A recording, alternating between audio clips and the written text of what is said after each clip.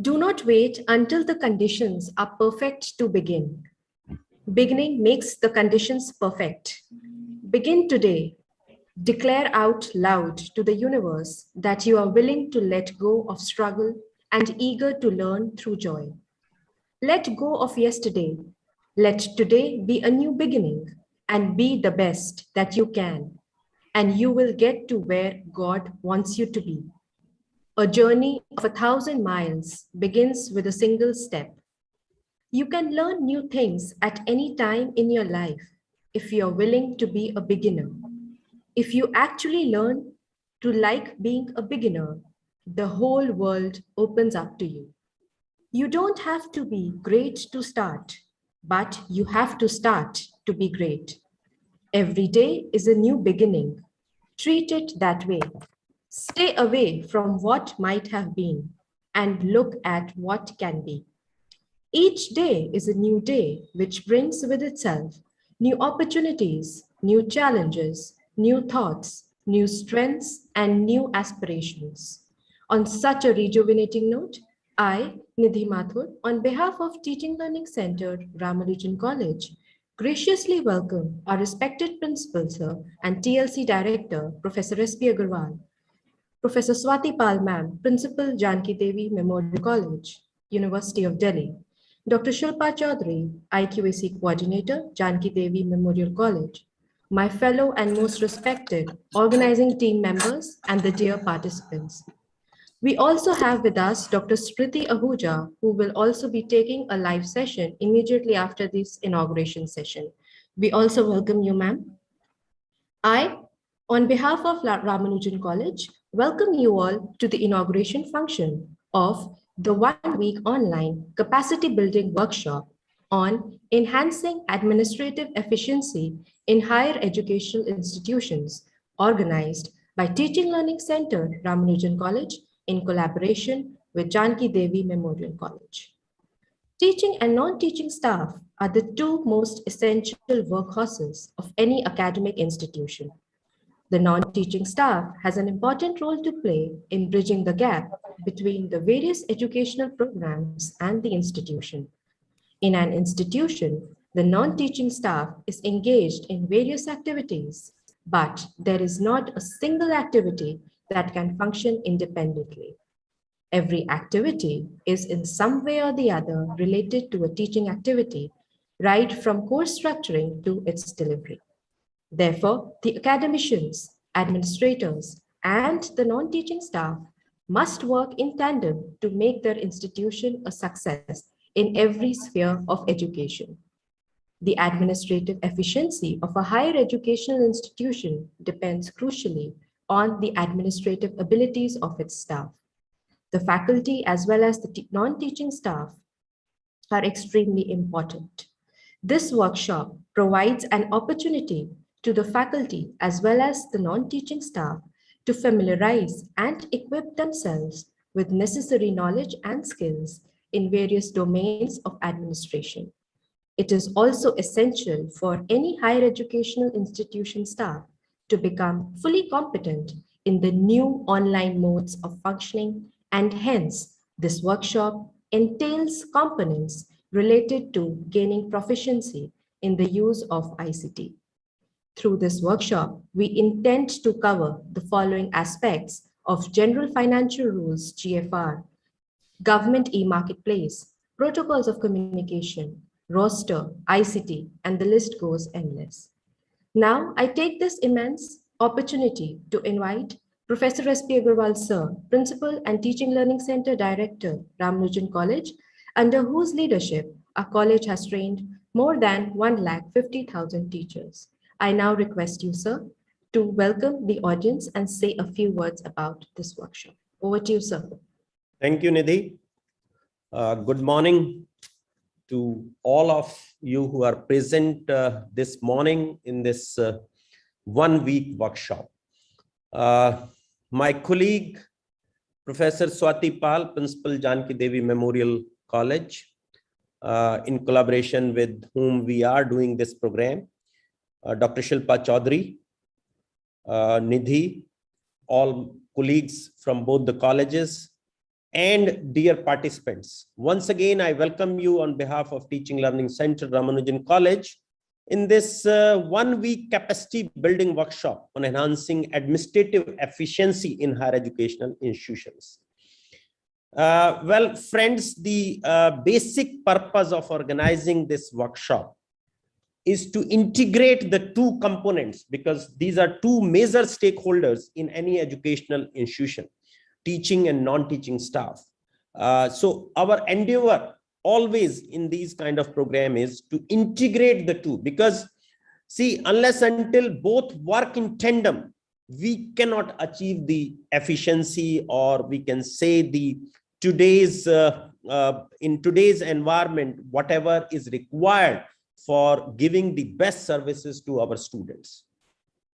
Well, first of all, as Nidhi said, the Center Pandit Madan Mohan Malviya National Mission for Teachers and Teaching, actually, this mission is to train the stakeholders and mainly the teachers. But it was thought that it is not only the teachers who need to be trained, but also the non-teaching staff, because in every aspect, whether it is admission, examination, finance, ICT, NEC, NIRF, or any other documentation, both of them are key to the progress of the institution. So our mission is, this mission we have taken up to train each and every one in the country, and we have already reached 150,000, but we want to reach to 500,000 people in the country.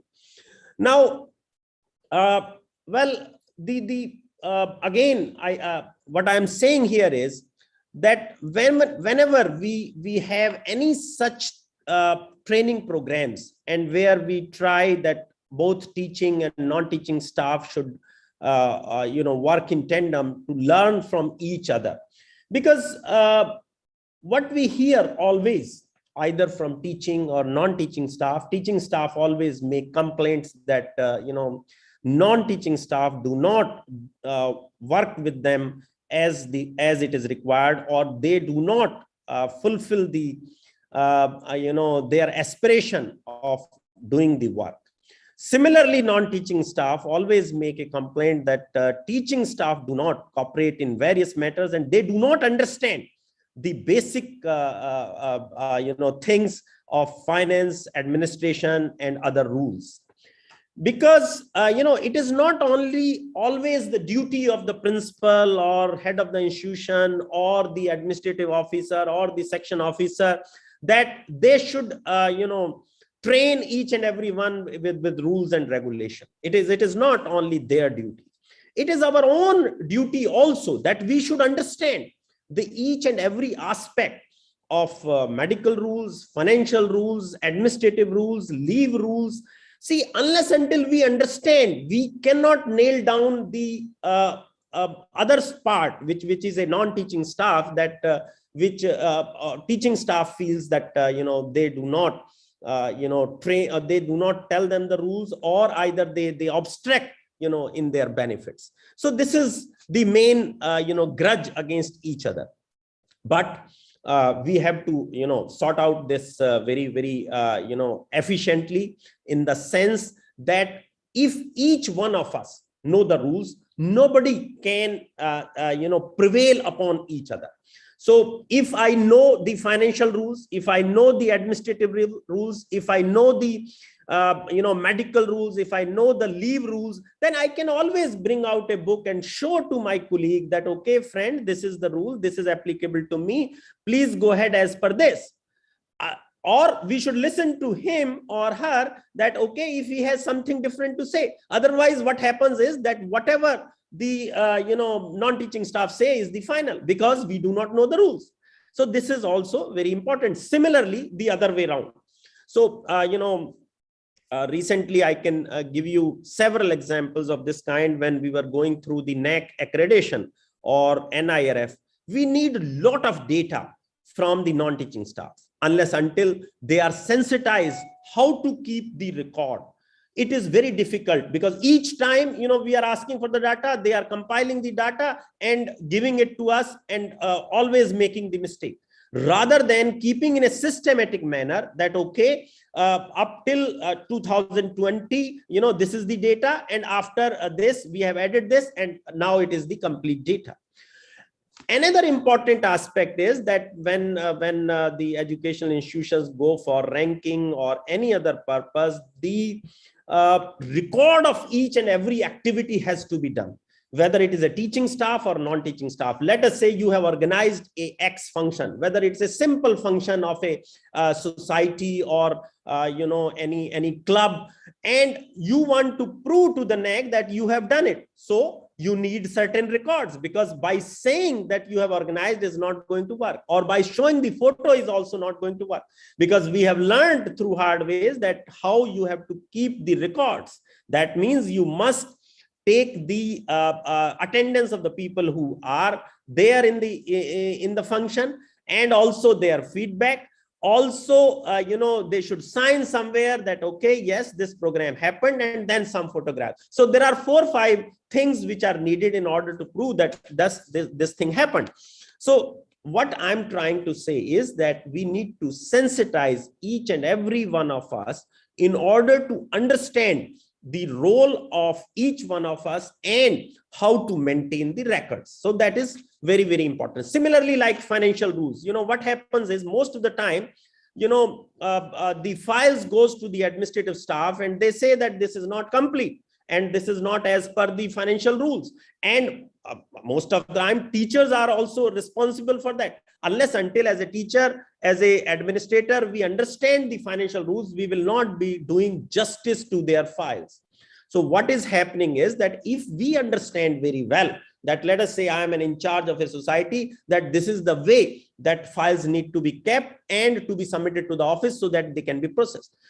If we know the rules, we can always prevail upon any one of them that, okay, these are the rules and that is how I have prepared this file, and that's it.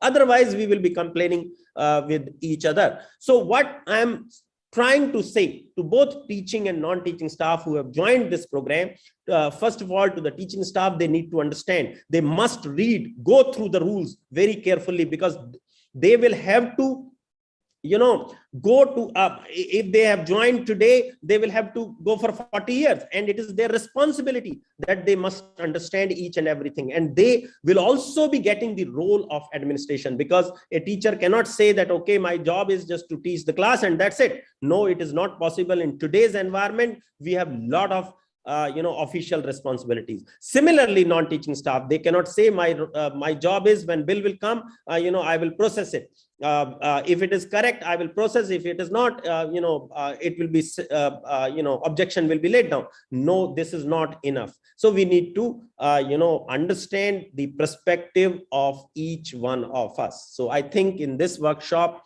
the organizing team has very well drafted that, what are the GFR rules, what are the market, the government e-marketing rules, and then how to load our tenders on CPP portal. Then communication is a very important aspect, because it is not always that we have to communicate in English or any specific language, but communication is a different thing. We need to understand each other very well. So communication is very important. And when you are doing correspondence, let us say if I'm writing a letter, or any of my staff is writing a letter, they must understand that this is going to another person. It should be correct, whether it is in English or Hindi, it does not matter, but it should have a correct language and a correct meaning. So that is important. So both writing and communication skills are extremely important. We will try our best, because most of the time we suffer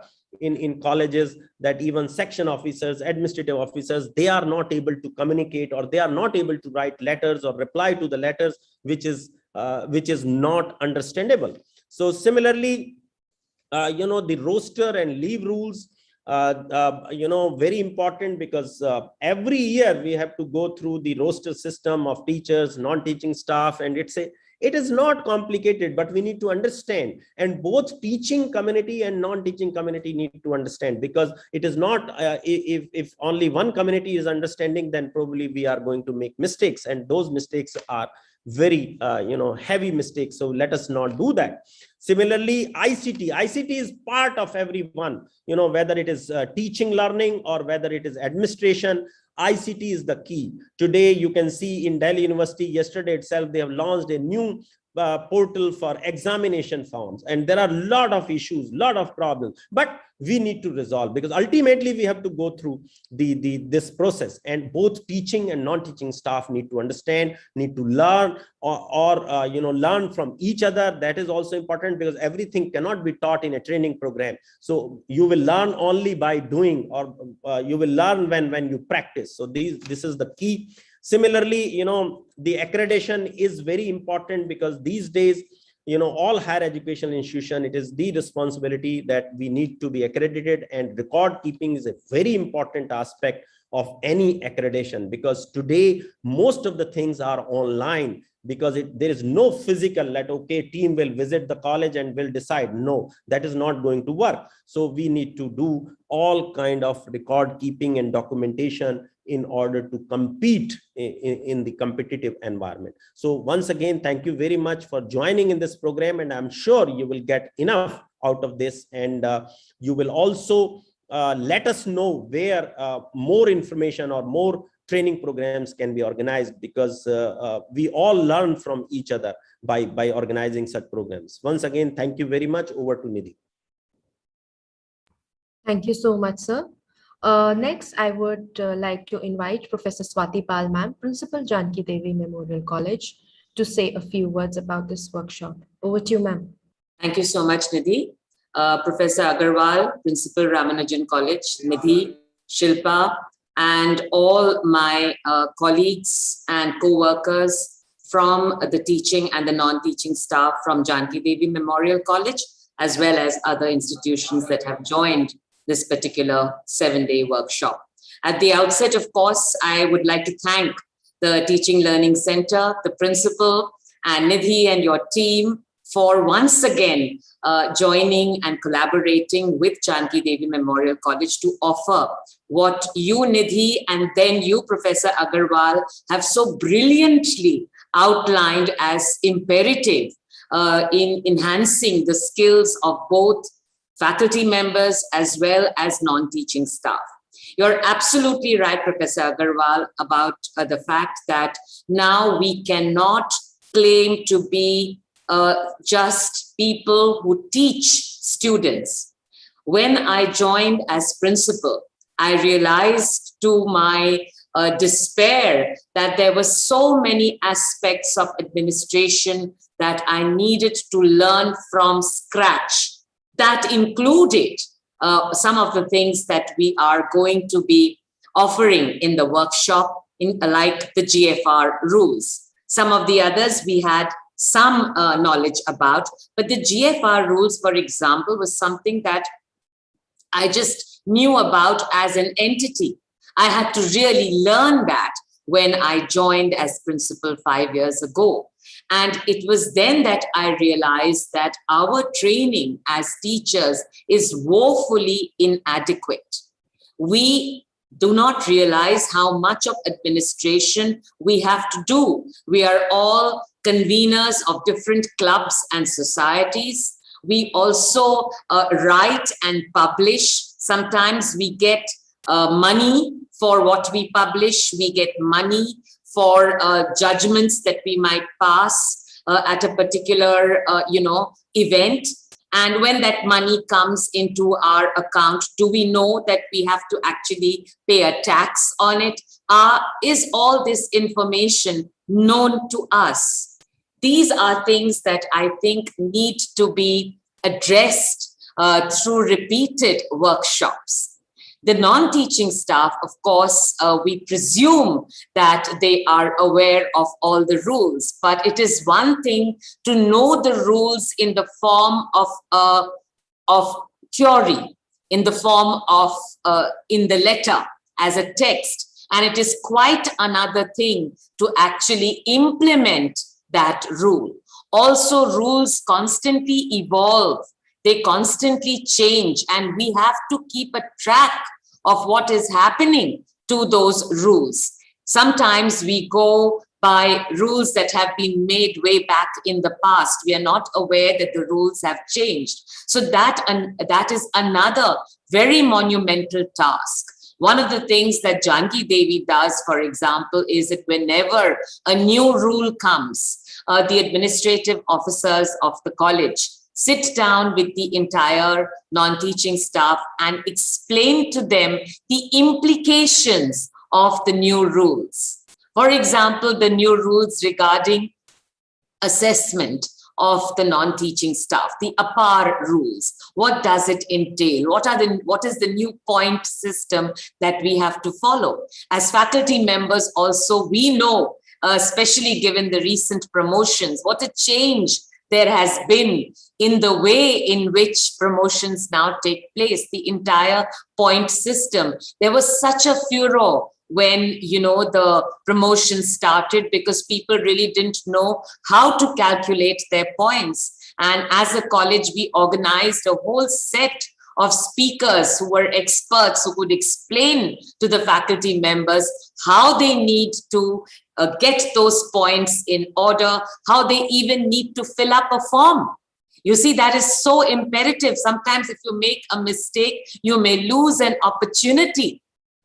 Or sometimes you may imagine that you are capable or you are eligible, but actually you are calculating wrong, and then you get a big shock because you think, oh, I was eligible, what happened? So really, it is very important. Administration is not something that anybody can ignore. And I'm talking about it even at the personal level. If I were to really simplify the idea of administration, I would go back to even the household, to the home. When we look at a home, it's not just about love and relationships that we have in the home. A lot of the home is also about management of finances, to run the household, to help our children, to have a future for ourselves when we retire. So if we don't manage things properly, if we don't manage time properly in the household, the house will come apart. Similarly, a higher education institution will come apart if people do not collectively. I'm very glad, Professor Agarwal, that you spoke about the collective responsibility of all stakeholders. And we are just a step away. Nidhi and Professor Agarwal, I would want that in the years to come, in the times to come, we actually have a workshop where we involve students and parents, because they too are responsible for a lot of, for example, the documentation. We have to teach students how to document. We have to teach students as to how to mentor. We have to teach students how to be leaders. So they too should be privy to such workshops. And I'm really hoping that we can do this. And of course, JDMC will take the lead for it. So once again, I will not take any more time, because a lot has been beautifully said by Nidhi and Professor Agarwal. So I will only wish all the participants a very, very enriching workshop with the Teaching Learning Center of Ramanujan College, which has been absolutely rendering valuable service in educating and training so many teachers and non-teaching staff. Congratulations to you as a center. And of course, it would be incorrect of me to not congratulate my own IQAC team at Janki Devi Memorial College for being so proactive and sitting down and carefully thinking of all the various aspects of this workshop. So thank you all very much, and all the very best. Thank you, ma'am. Thank you very much.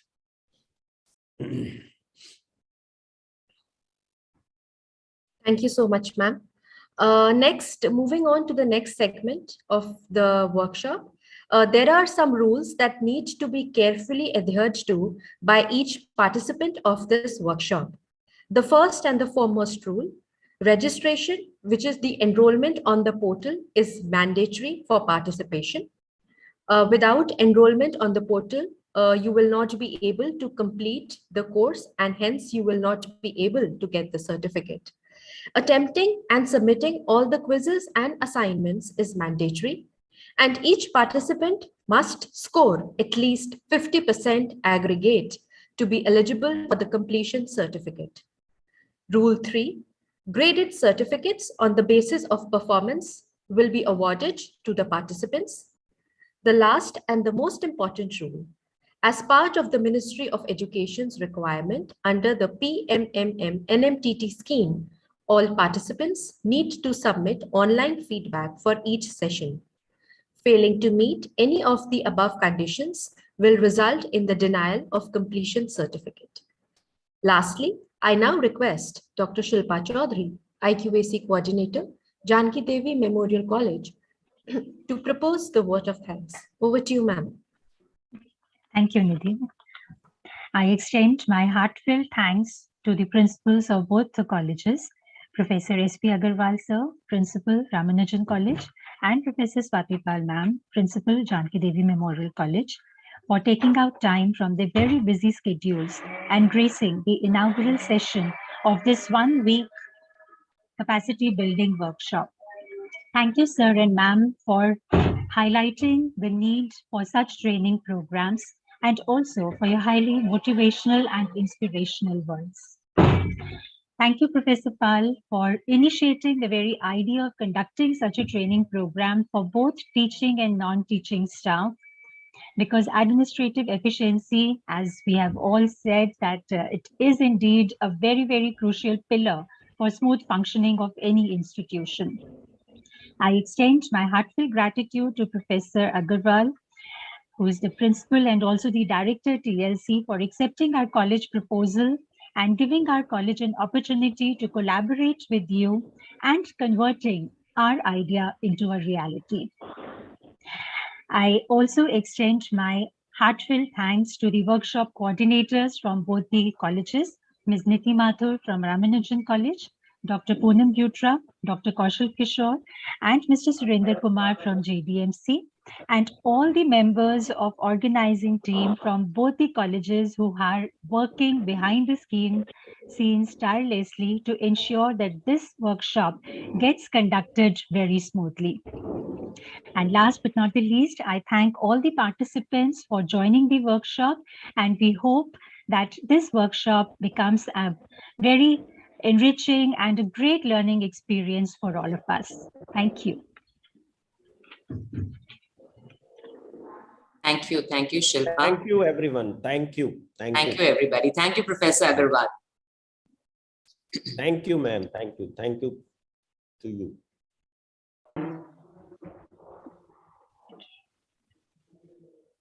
Thank you so much, ma'am. Thank you so much, sir.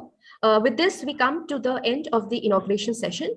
I now request Dr. Poonam Butra, ma'am, one of the FDP coordinators, to introduce and welcome our first speaker for today, Dr. Smithy Ahuja, and ma'am will also be coordinating the session. Over to you, Poonam, ma'am. Thanks a lot, Nidhi. Thank you, Dr. Pal. Thank you, Shilpa. It gives me immense pleasure to welcome our first speaker in the first session of our 1-week online workshop, Enhancing Online Capacity Building workshop on administrative efficiency in higher education institutions. Dr. Smithy Ahuja will be speaking on protocols of communication. Dr. Smithy Ahuja is currently working as an assistant professor in Geeta Ratan International Business School, Delhi.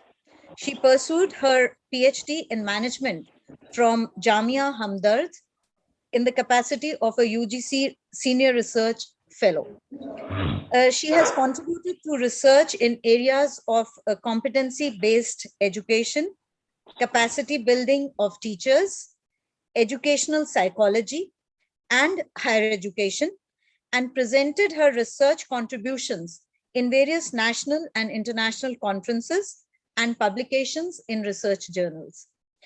She is also the journal reviewer for a Scopus indexed international journal, namely Advances in Science, Technology, and Engineering Systems journal.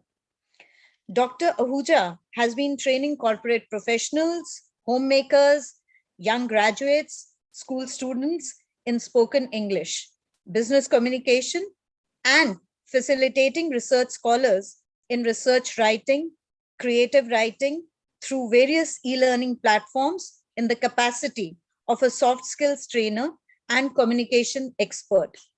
She has expressed her opinion on these matters at global platforms such as World Education Summit and DEDAC India World Conference. She is also associated with the YouTube channel and blog page Researchers Quest. Now, without further ado, I request Dr. Smithy Ahuja to please present her session. Thank you so much. Thank you so much, Poonam ma'am, for wonderfully introducing me. Thank you, Shilpa ma'am and Richa ma'am for roping me in.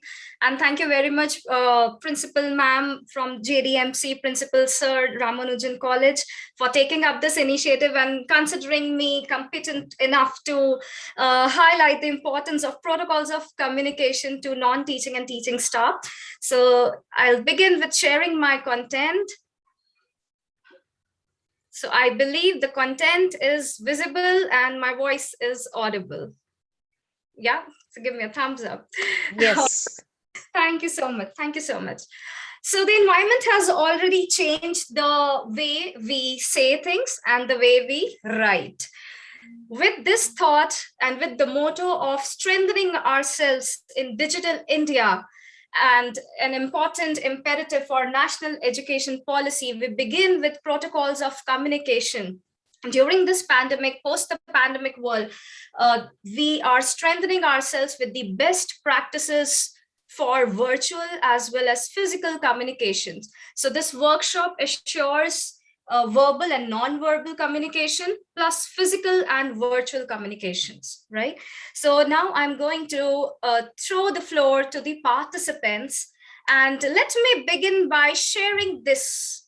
So participants, it's going to be a bit of interactive exercise, right?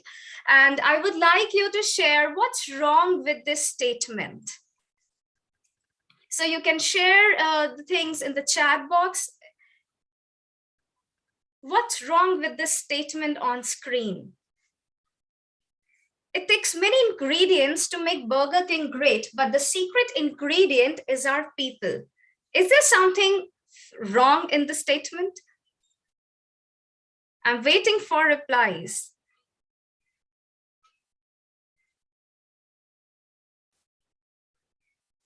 Anyone?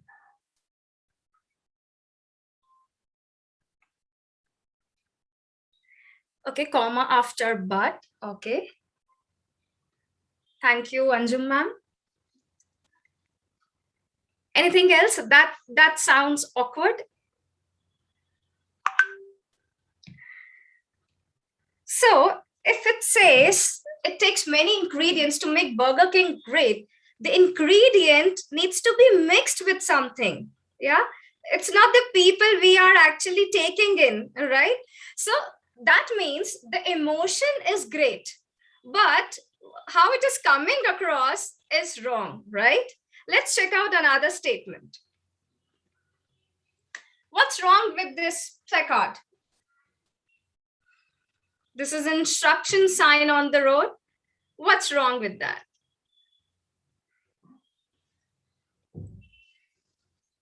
Quick replies, quick replies.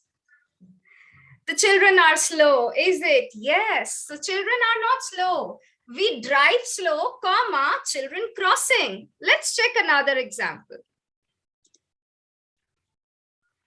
Try this. What's wrong with the statement?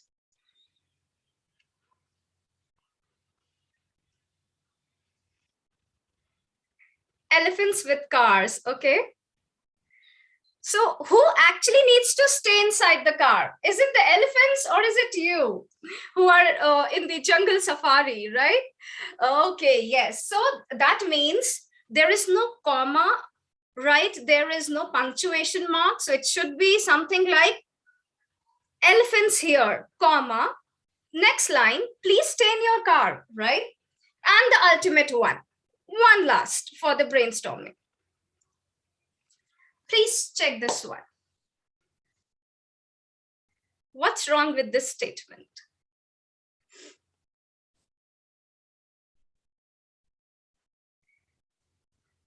All right. Control of infectious diseases is very important in case an epidemic breaks out. So it should be, yeah, so academic is wrongly spelled, but otherwise it should be epidemic or even a pandemic, right? So that means changes or issues or mistakes in spellings, mistake in typo errors, and even mistakes in punctuation, misplacement of punctuation. It actually changes the way you talk and what you want to interpret or convey.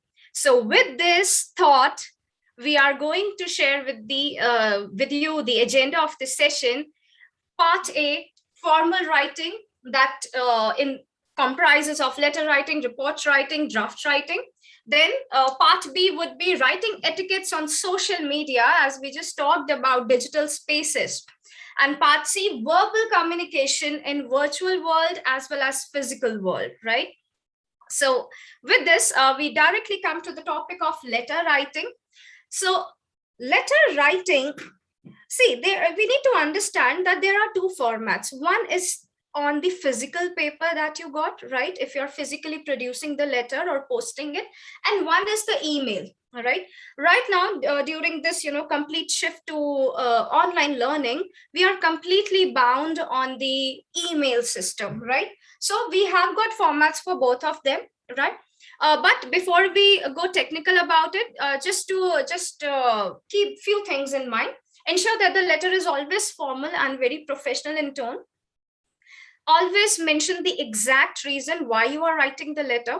If it is a leave application, then number of days for which you require the leave, because I've seen most of the times the number of days is missing, the dates are missing, so it creates a lot of confusion. You mention your contact information, because if the receiver has to contact you in person, right, maybe for clarifying a particular point, then they should have your contact number on for ready reference. State any arrangement. So for example, if you are going on leave and you have made some arrangements so that the work does not get halted, then mention those arrangements. Then, for example, if you're writing for any issue of documents from the authorities, so please provide the enclosures for any supporting documents that you need to submit, right? And very important, proofread the letter for grammar, spell checks, and factual errors. Factual means facts related to the technical facts that you have mentioned, right? So include your full name. So full name always works, address, and your job designation. Always mention the principal's office name and address. Get straight to the point. There's no scope of beating around the bush. Mention the reason why you're writing in the subject line. At all times, even if it is a complaint letter or even if it is a grievance letter, we need to be polite and considerate, because it is always going to the higher authorities. So the respect is something that cannot be compromised. Mention any previous attempts to bring the matter.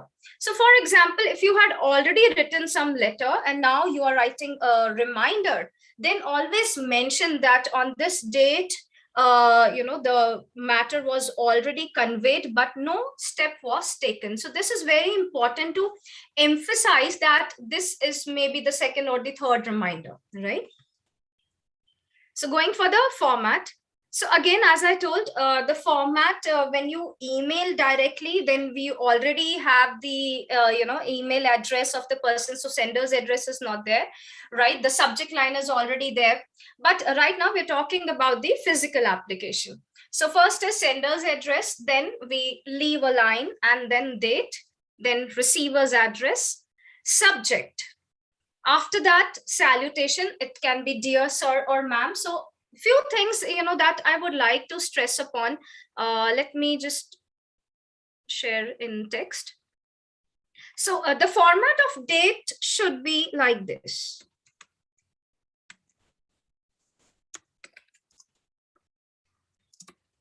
So this is the format of date, right? Subject can be written as this, SUB, then colon, okay? Now here, there are mistakes like we write like this, ma'am. This is not polite, okay? So we have to write the way it is written in my presentation, right? With the apostrophe there. So that you need to do. After that, please check that all of the things are aligning to the extreme left. And that too with a single line, okay? There is no deviation there from the margin. So please keep this margin intact, right? After that, body of the letter. So body of the letter has 3 paragraphs, right? First is the introduction. Second is the the paragraph or the details that you want to emphasize. And the third one is the closing remarks, the concluding remarks, right? We'll talk about what these are. First, let's understand the format.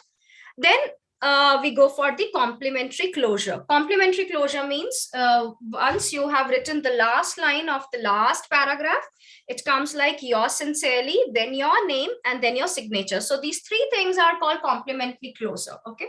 So right now we are going with yours sincerely. This is an acceptable way of writing professionally. Please don't use apostrophe like this, okay?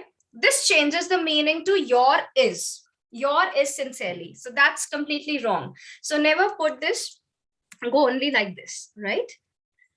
So when you are mentioning the signature, after the signature, you can mention your designation, and sometimes you need to mention your contact number also, right?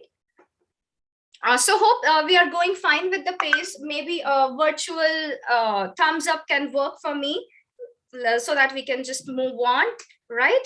Participants? Yeah. Okay. Thank you.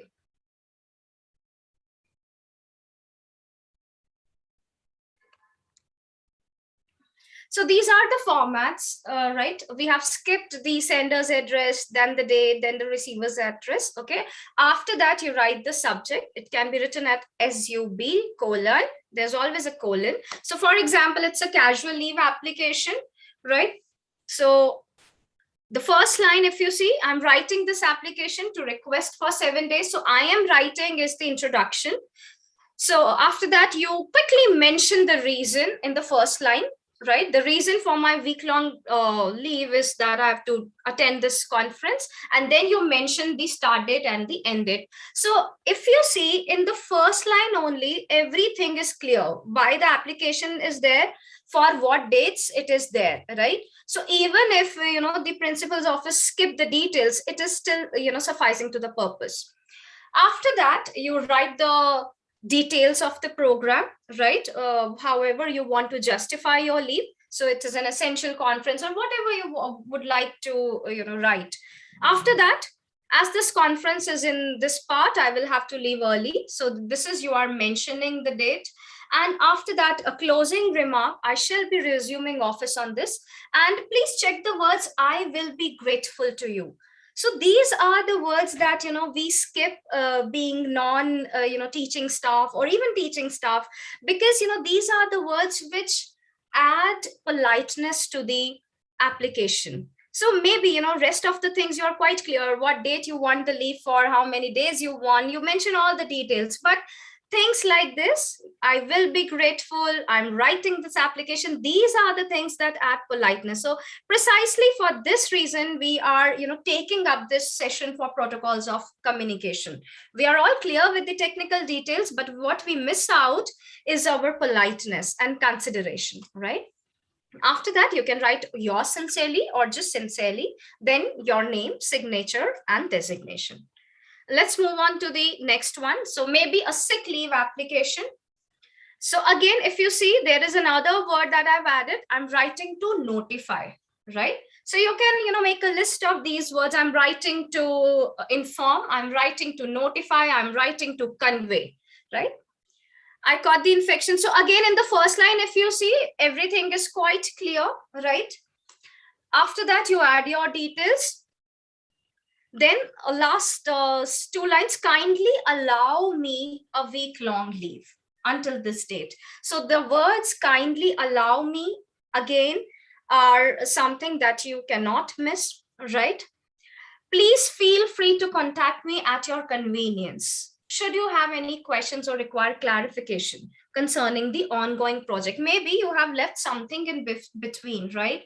But you need to take the leave. You cannot do anything about it. So these are the lines that, you know, that will be handy to you if you note it down. And of course, we'll be sharing this material with you. So these things will be handy to add again, you know, courtesy to the letter, right?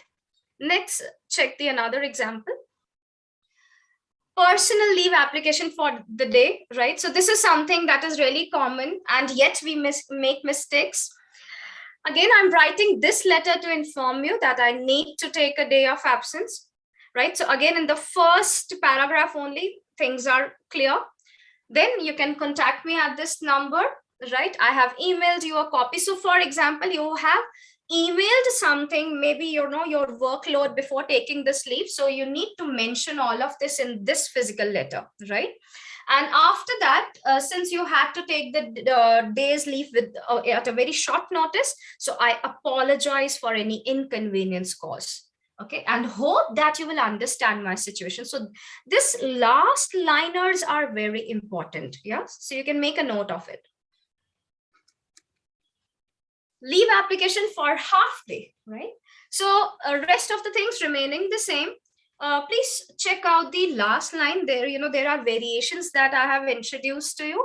I'm sure that the team will handle everything exceptionally. For example, now being the senior, you know, staff member, you have a team and you have to take the leave, but you have actually allotted the work to the team members to make sure that, you know, nothing is coming as a hurdle. Okay, so there you can always mention this point that I'm sure that the team in my absence will handle the things exceptionally. Please contact me if you have any doubts or queries about the current project, right? So this is an act of being responsible at the same time, right? So these are the things that we need to, you know, remember while writing any official communication. Next, bereavement leave application on the demise of some you know, relation. For example, if you have to take this leave, then how would you go with the, you know, politely asking for it? I regret to inform you. Okay, so this is you know, how we write. So for example, why not I'm saying I am writing to inform you? Because see, that does not catch the emotion of the letter. Okay, so through these, you know, words and phrases, you can always convey the letter in the right emotion. So I regret to inform you. So instantly, you know, if your higher authority is just looking at these 4 words, I regret to inform, they would understand, you know, something, you know, bad has happened, right? Then after that, if you see in the last few lines, I would appreciate your concern in this matter. Right, so please make use of these words. I would appreciate your concern. In case you need me, please leave me a message. Thank you for your consideration. So this is also the last line just above your sincerely that you can always mention. If you're asking for something, you're requesting the higher authorities to do something for you, right? So can we go ahead? Hope the things are getting clearer as we, you know, unfold the topics and more samples. Maybe a quick thumbs up would work for me. Yeah. Okay, let me see the chat box. All right. Thank you, Meena ma'am. Okay. So here comes the report. Okay. Here comes the report writing. I will also share, you know, in the email in the later half, that is part B, we will share how we write applications in the emails also. So I'll give you some, you know, handy phrases and starters, how we write these applications in the email. So next, you know, come to the report writing. Many of us are already writing reports, right? So a report is a written account of something that one has even observed, heard, or done or investigated, right? So it can be in past tense, right? If you have seen something, and this is the most common type of report that the non-teaching staff are required to prepare, even teaching staff, right? So for example, immediately, after this 1 week program that happens, one of you would be assigned to write a complete report on how this 1 week capacity building program worked out, right? Or even you are going to write session wise report, right? So again, report writing is something really crucial to all of us, be it teachers or non-teaching staff, right? But yes, at the same time, there is no single format for report, okay? There can be many reports and there can be many formats. First is something that your institute makes it for you. There are organizations, there are institutes which have a very handy format for report writing. In that case, you don't need to worry about the format, but you need to worry about only the content that you are writing, right? Okay.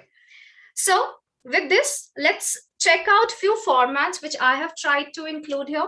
So reports are used as a form of written assessment to find out what you have learned from your reading, researching, or experiences, or to give you the experience of an important skill that is used in the workplace, right? For example, maybe you are asked to write a report on the digital well-being these days, yeah?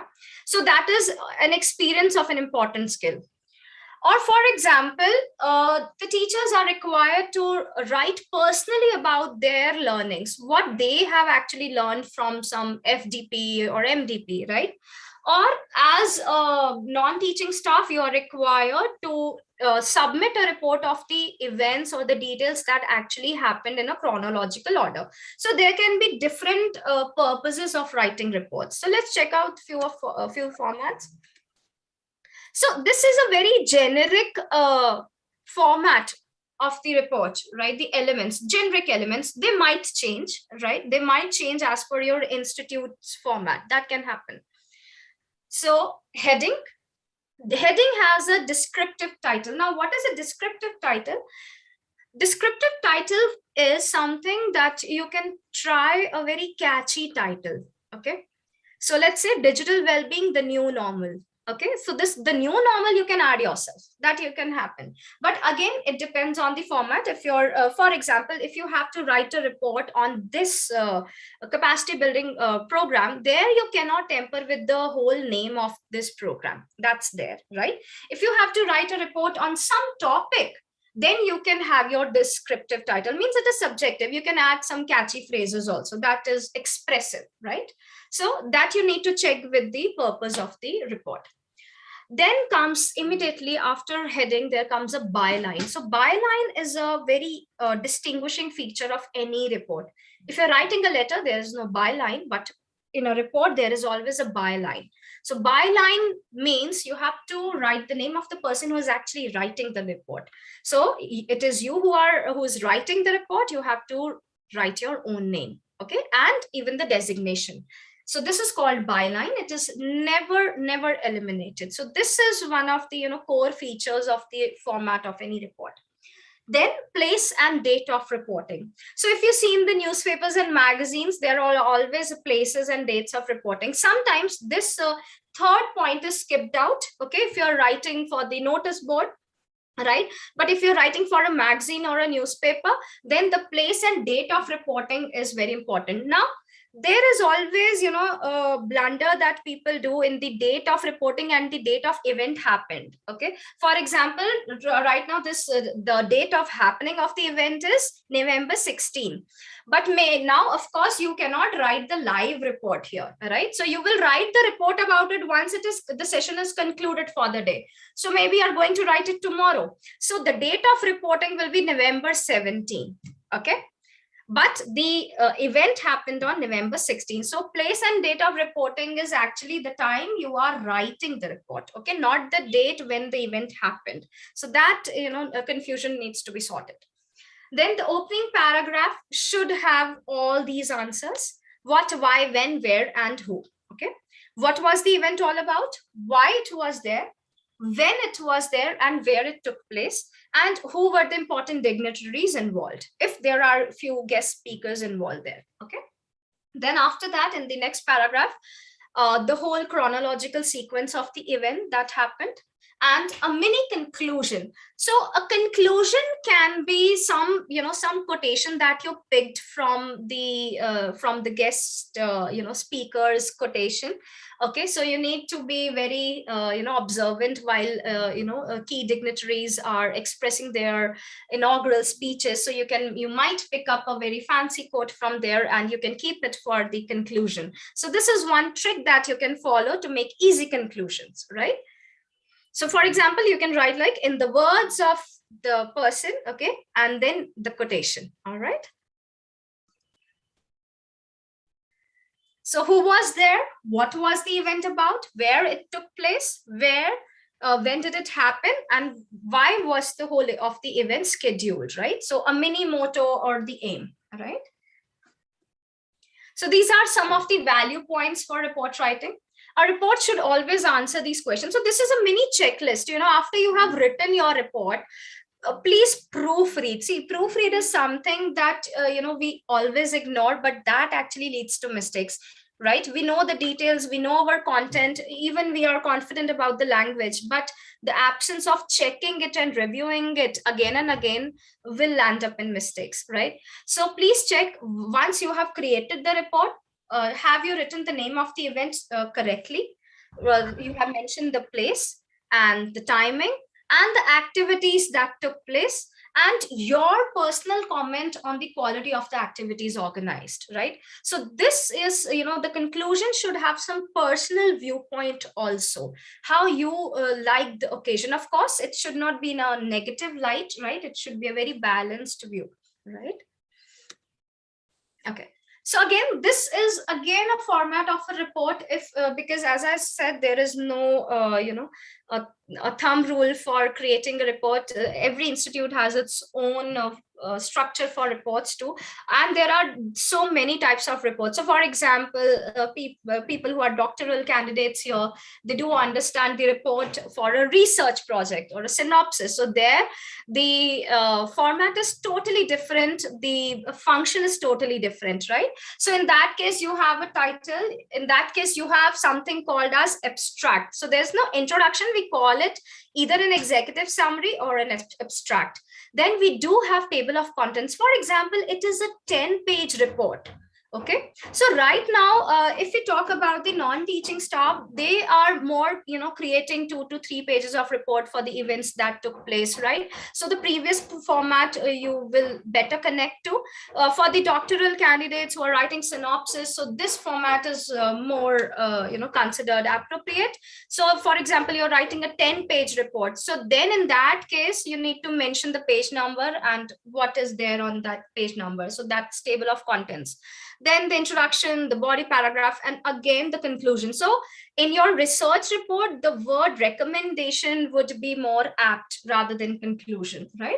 So that depends, who is writing the report and for whom are we writing the report. So a mini checklist for an impactful report, this, you can refer to in the, after the session also, we'll share the content.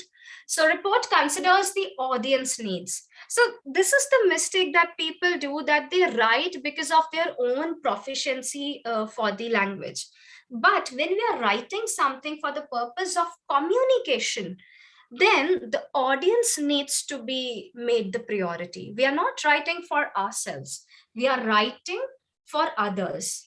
So the last point of the communication is feedback, right? If the audience does not understand what you have written, it is not called communication. So we need to have this thought process every time we are jotting down something in writing, right? So it is not for us. It is for the people we are objecting to, right? So please, if you are mentioning to the people, let's say to the non-technical people, so don't use jargons. Jargons are the words which are actually for your own field. For example, you are from the finance field and now you are creating a report for everybody, not to the finance department, right? So there you cannot make use of jargons, technical information, technical topics about the finances. You just need to give a overview of about this whole financial event that happened. Okay, so please consider who is the audience of at the receiving end. Then format reflects institutional norms. As I told you, it is accurate, complete, and documented. So please check this while proofreading. Terms are clearly defined. If there are any figure tables, they support the content. The statistics inside the figures and the tables are there.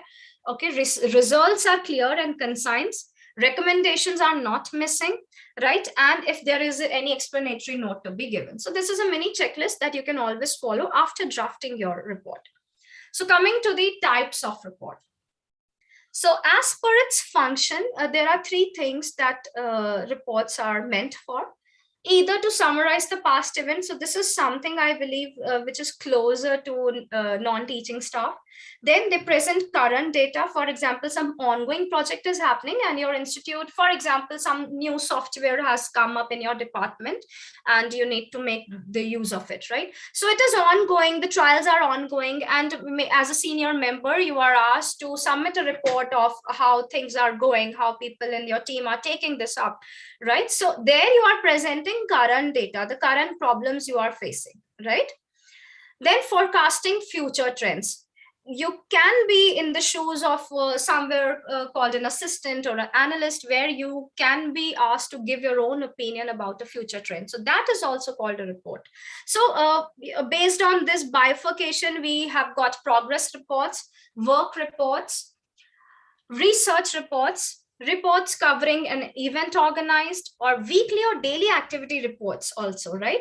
So all of us, I believe we need to submit our day's progress, day's work at the end of the day and before punching out of the institute. So that is always there. And that is actually written through emails, right? So again, for I believe weekly and daily activity reports, we always have a designated format given by the institute, right? Rest formats I have given you too, right? So let's check some samples if we are clear about the preliminary understanding of reports. Yeah. So this is a business report. Here, if you see, the template is already made. Okay, the company's name is their address, and so it is written. The title is summary report. Yeah, so it is a template that the company is following. Yeah. So who was the coordinator? Who are the participants? Who is the facilitator? And any metrics used means any statistics used, right? Things that were well. So again, things that went well in the ongoing project and things that were about to go well. Maybe there are few issues that need to be addressed to. So what are the gaps? What are the deficiencies? Okay. So this is a ready reference template. Yeah. Next. So this is something that is most popular for non-teaching staff.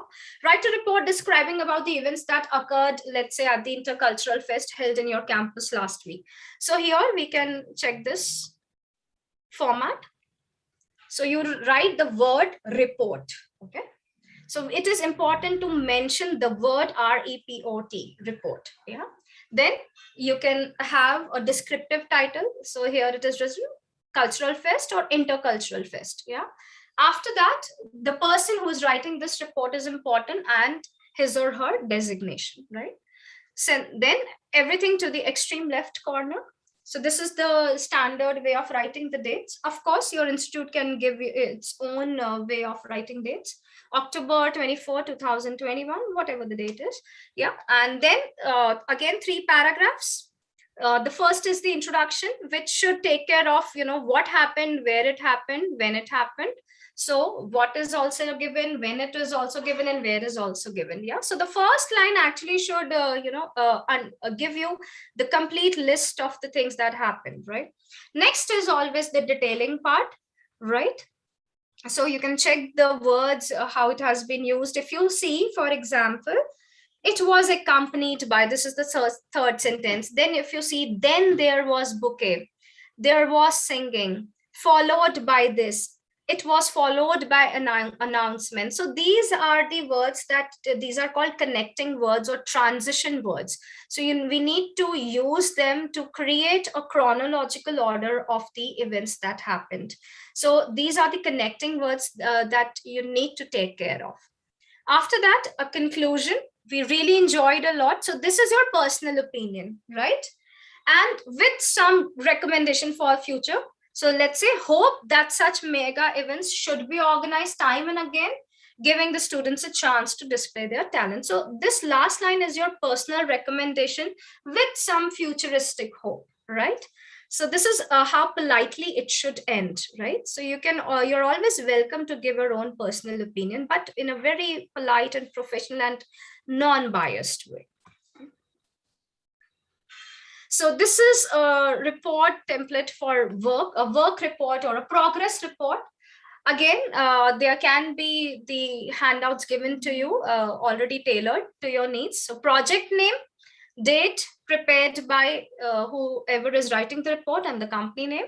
Starts with an abstract or an executive summary. After that, the introduction about what, where, how, and when.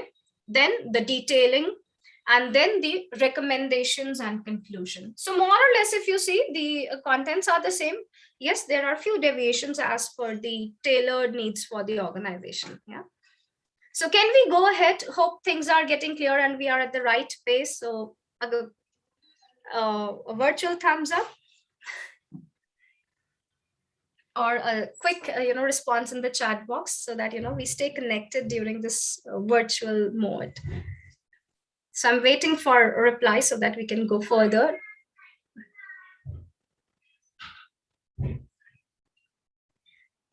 Yes, please. A quick reply or a thumbs up. Okay, thank you. Thank you. So this is the template for work progress report. Again, the date, again, prepared by this person, then company. So if you have seen, the few things have changed as per the format, right?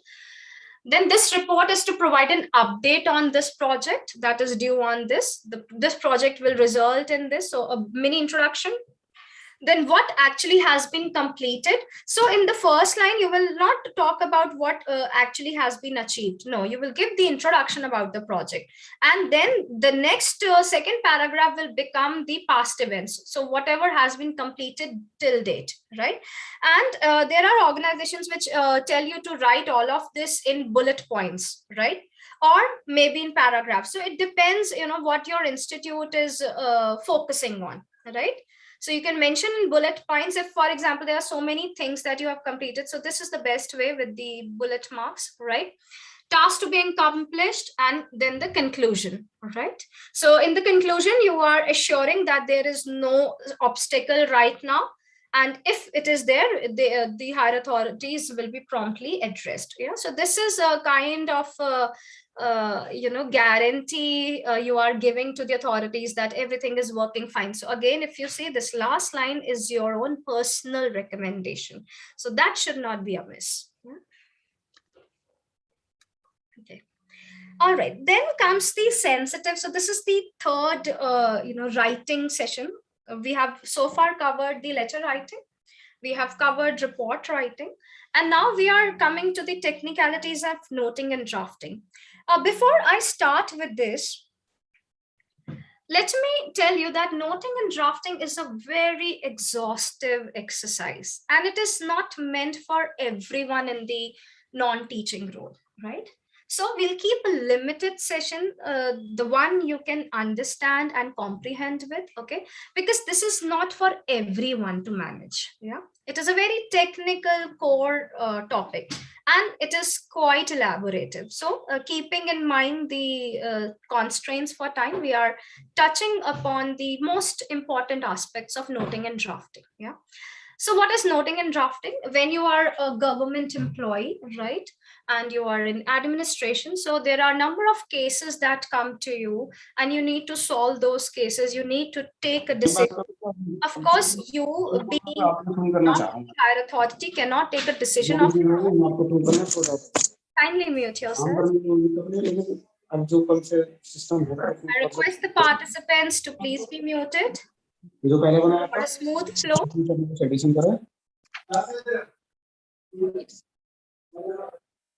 Kindly mute yourself.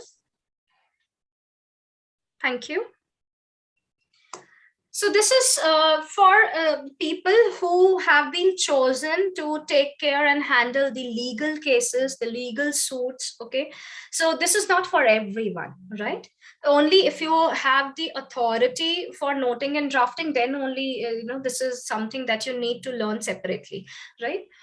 So for example, a legal case comes to you, right? And you need to make either an opinion, or you just need to share the details to the higher authority, because it is coming to your office. Now you need to share it with the higher authority. So there, how the noting and drafting comes in. So what is the difference? We'll understand that. Noting is the more difficult element. It is initiated by an assistant. So only when you are in the authority of an assistant, you can go for this. The most important goal of a note is to assist the decision-making process. So here you are writing all the pros and cons of the case. Okay, you're not giving your own view, right? So you're talking about the whole case. What are the legalities involved? What are the solutions involved? Everything, right? So that's the most important fact. So you are noting it down. So one elimination of a particular fact can change the whole recommendation, the whole of the case scenario, right? So noting is a very serious task. Yeah. Drafting, again, it is risky, because again, what you're doing is here, you are drafting it for the ultimate submission to the higher authority. Okay, so you have noted the contents. Okay, and now drafting requires that you stick to one decision, right? And you're just sharing with the most competent authority. So there you have to proofread it over and over again. Yeah. So the purpose of sending the communication will help you to decide what to include and what to not include in a draft. Again, drafts can be for various purposes.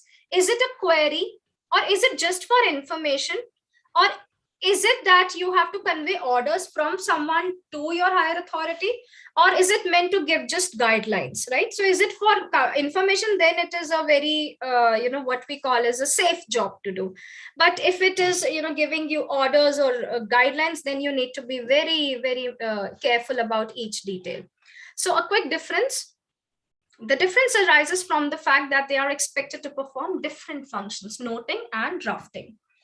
Noting focuses on thorough examination of a case from every angle. Yeah. So here, the author, the assistant, is free to write all the opinions, or all the or cover the case, the legal angle of the case from every angle, from every perspective. Drafting is actually conveying a single message, a standalone action to the case, right? Noting does or should have many points of view. As I told you, draft can only have one viewpoint that needs to be submitted to the competent authority.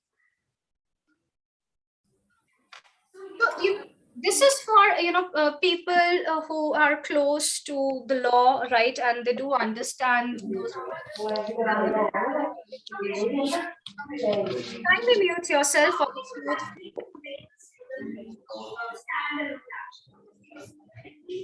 Request the participants to please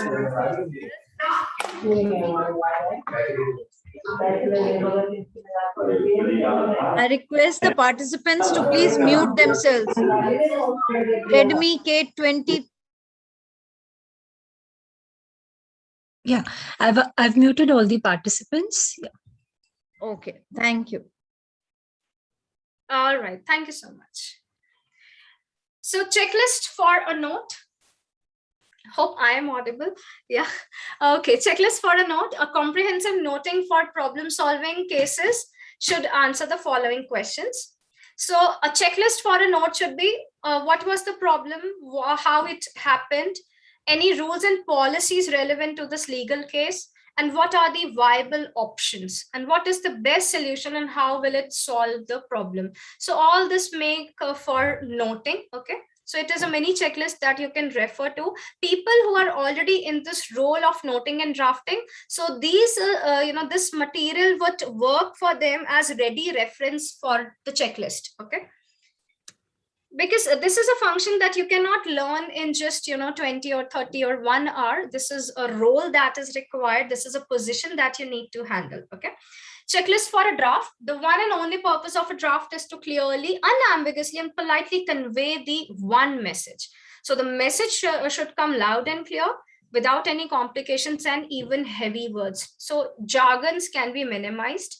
The draft should be as concise as possible, no unnecessary words or repetitive words. Of course, we do have pre-made templates to speed up the process. So in 90% of noting and drafting cases, you already have got the template used by the corporation, because see, this is something that your organization's reputation is at stake, right? This is a matter of legal cases, right? So here the organizations are quite cautious about the formats they are using. So this is something that organizations are already having the formats for, right? So a template for noting and drafting.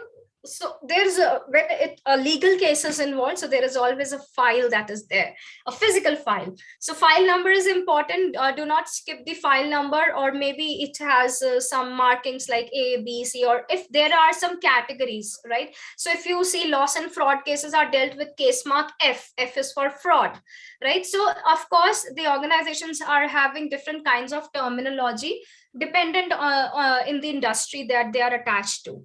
Then mention the subject, then from the address as the office of. So there is always a byline that is pre-template to address with the pin code, the introduction. So the introduction, the most common way of writing is, so there is no descriptive title here. There's no subjectivity, okay? It is totally technical. So a simple starting with, this is regarding the case, that's all, yeah? Subheadings based on the topic, any relevant subheadings are there. So there are, for example, so many aspects of the legal case, right? The policies, about the parties involved, right? There are 3 parties involved, their rights. So of course it requires subheadings. Then the main body. So the main body actually talks about the problem in question. What actually is the problem, right? So what is the logic? What is the ruling? Maybe some ruling has been passed and that you need to share with the higher authority. Any examples, precedents, reports, okay? So what is the main body? What is the problem in question? After that, the conclusion, the steps that you have mentioned, you have given us suggestion, right? Or of course, they check upon the legal purview of the recommendations allowed. Of course, there are always enclosures in legal matters. There's always a handout of a policy for ready reference, or maybe you need to share something with the authorities, right? So enclosures are always there. So you can write the word enclosures like this. So let me just put it here. Enclosed, okay? So this is the short form you can use, right? Finally, the from address or designation stamp under your signature. So there is always a legal stamp which is involved, okay? So you need to share that. So these are, few of the ready reference checklist and formats for noting and drafting. But yes, as I said, it is a very elaborative topic and it has to be in line with the legal purview of the system of the organization. So this is not something that we can learn in just a very short time span. This is only for people who are actually in the role of noting and drafting. So this content might help them in checking up with the list created and the proofreading after creating the draft and noting. Yeah. So with this thought, can we move to the next half, the second half of the session? So a quick thumbs up or a virtual thumbs up, and maybe in a chat box, you can share a thumbs up with me. Yeah, because we are moving to something different and I would say something more interesting. All right. So I'm getting the replies. Thank you so much. Okay. So next part is writing in digital spaces. Yeah. So we are all in remote worlds right now, distanced geographically and heavily dependent on the digital world to communicate. So the most important of a way of formal communication is email writing. Yeah. So we cannot ignore this. So there are a few keywords that are professionally used, right? We do understand with the advent of and with heavy dependence on WhatsApp, we have actually condensed the written language so much that it creates confusion. But these are ready 5 short forms that are used even professionally. ASAP, as soon as possible. FYI, for your information. EOD, by end of the day. KPI, key performance indicators. Work from home. So these are few recognized keywords that can be used as short forms in the business emails, right? But please make sure when you are writing ASAP, as soon as possible, you cannot write it to the higher authority. If you're writing the email to the senior, you cannot write, you should submit to me ASAP. Rather, it should be, I would submit to you ASAP. Okay, so it depends how you have to use ASAP, right? Okay, so these are a few of the templates that you can have. We'll also share, some golden rules of how to send an email, right? So under email, you always have to CC from and subject. It is already there, right? So if you see after dear, you have a space left and then welcome to our hive or welcome to the team. So it depends what kind of email you are writing. Maybe you are congratulating a new team member. So this is for even the non-teaching people who have been running teams, and you being the senior member, you have to welcome a member aboard. So this is something you can use it for ready reference. So it is a pleasure to welcome you to the team of. So please check the starting lines. It is a pleasure, right? We are excited to have you join. So please check. This is the mistake that we do. Being the senior member, you'll write like, I am excited. So you are talking about a team. So it's always good to use the impersonal form, that is we. We are excited. Of course, you are the one person who is writing, but that does not mean you cannot use the plural form. So if you're referring to the team, all of the team members are excited, or you are actually a part of the organization. So it is always good to replace I with we. We are excited. Okay. Then the second paragraph, right? On the last Saturday. So this is, something that you are introducing to the culture of the organization, the working.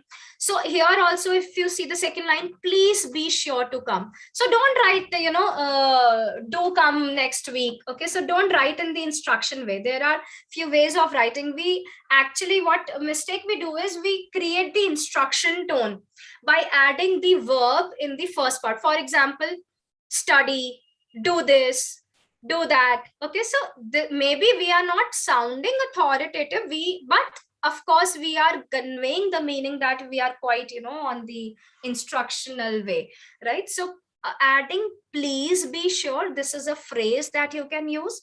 After that to, and after that your verb. Please be sure to submit. Please be sure to convey. So see, the meaning is intact, but you have actually been really polite with this new team member. So these phrases like please be sure, please keep using these statements while even after you have to tell your team member to do some work. So don't start from the verb itself. Okay, just write a phrase like please be sure. Okay, then after that, a courtesy ending. If you have any questions during your training period, please do not hesitate to contact me. Now, again, the mistake that we do is you write like, okay, just let me share the. So you directly write like this. Contact me at. Okay. So again, this is kind of very direct and impolite. So please check the phrase that I have used. Please do not hesitate to contact me. Okay. So just these phrases change the whole tone of the email. Yeah. Then you can reach me at my email address, because now you are giving some technical details. Okay. So please do not hesitate. Please be sure. These are actually the tone setters for the email writing, even in the physical applications. After that, complimentary close can be warm regards. So warm regards is also the professional way. We also have vocabulary phrases at the end of the session that you can always keep for ready reference. Yeah. Again, another email template. Now, why it is different from the last one is, Here you had a telephonic conversation with this person, right? And now you are writing the follow-up email. So when you have discussed something telephonically or maybe virtually, then you need to mention, okay? So this is how it starts, with reference to the telephonic conversation we had an hour ago, or we had dated this. So let's say it was 3 days before. So don't write we had 3 days before. Then the person will be thinking, okay, what was the date before the 3 days? Okay, so just write the date with reference to the telephonic conversation dated November 10, 2021. I take pleasure to have you on board. Okay, now you are giving the final word. So this is how it starts. I take the pleasure, or this is to inform you. So whatever the case is. After that, as per the recent sale record, so this is all the facts that you want the other person to be aware of. We offer our consultants. So this is maybe you are this is to a client, and you are making some offers, some policies to the people. So you are talking about your company, right? And after that, hope you too come out with flying colors like many others on board. Yeah. With greater enthusiasm, we offer you the opportunity to make it big. So please keep a note of these handy phrases. The purpose of this workshop is not to get you started from the scratch. We are already in these roles and we are doing it, but the problem is we miss out on the protocols, we miss out on the rules for making it polite and considerate. So just focus on the phrases that we are using, of course, along with the format. So hope you too come out with flying colors. Flying colors means great results in future. Okay. After that, thanks and regards or best regards can be there. Then the name of the person, and see the last complimentary close that you see, you can add as the signature, digital signature in your email. So for every single email, you don't have to put all of this if you have already added it as a signature in the email settings. Yeah. Okay. Now, this is something that I would like you to be cautious about. Email etiquettes, do's and don'ts. Yeah. So these are the blunders that we make. Yeah. One line reply. So for example, if your senior has shared something, maybe he or she asked you to share an update about the ongoing project, and you're just mentioning you are in really haste and you're really hurrying up, and you have just written a very short reply to that email to your senior. So this is a big no. Okay. So short replies, of course, they are efficient, they are effective, but there is a limitation. They can be only sent to the people at the same level, to your colleagues, not to your seniors, right? So short replies of only one line were considered rude and abrupt. Of course, they are getting now more accepted due to the changing dynamics of our environment. But yes, it should be only limited to the colleagues and not to the senior persons. To senior persons, you have to have an introductory line. I will share that lines with you too right now, just after the slide. Yeah. So this is something please beware of. Never use all caps. Okay. So if I share with you something in written and I write all the caps, it will give a feeling that I'm really shouting at you. It is not at all. It is far away from being polite. And it will show that I'm really aggressive about it. Yeah. So never use all caps when writing an email. Only when some project name has to be there, maybe a day and that needs to be there, a price quotation that is involved. So caps can work. Caps means capital letters, right? But otherwise, never use all caps. It is considered as shouting in the digital space. See, there are ways. This is why I said in the very introduction, this environment where we are, it has changed the way we say and the way we perceive. So it is not always shouting physically. I can shout at you virtually just by using all the caps in my text. So that is considered shouting. Okay, so that is very rude. Avoid writing long emails, right? You can either use breakdown into very small paragraphs, or you can use bullet points. That's always a big go. Yeah. Don't go for any improper name or salutation or greeting, because it is never forgotten.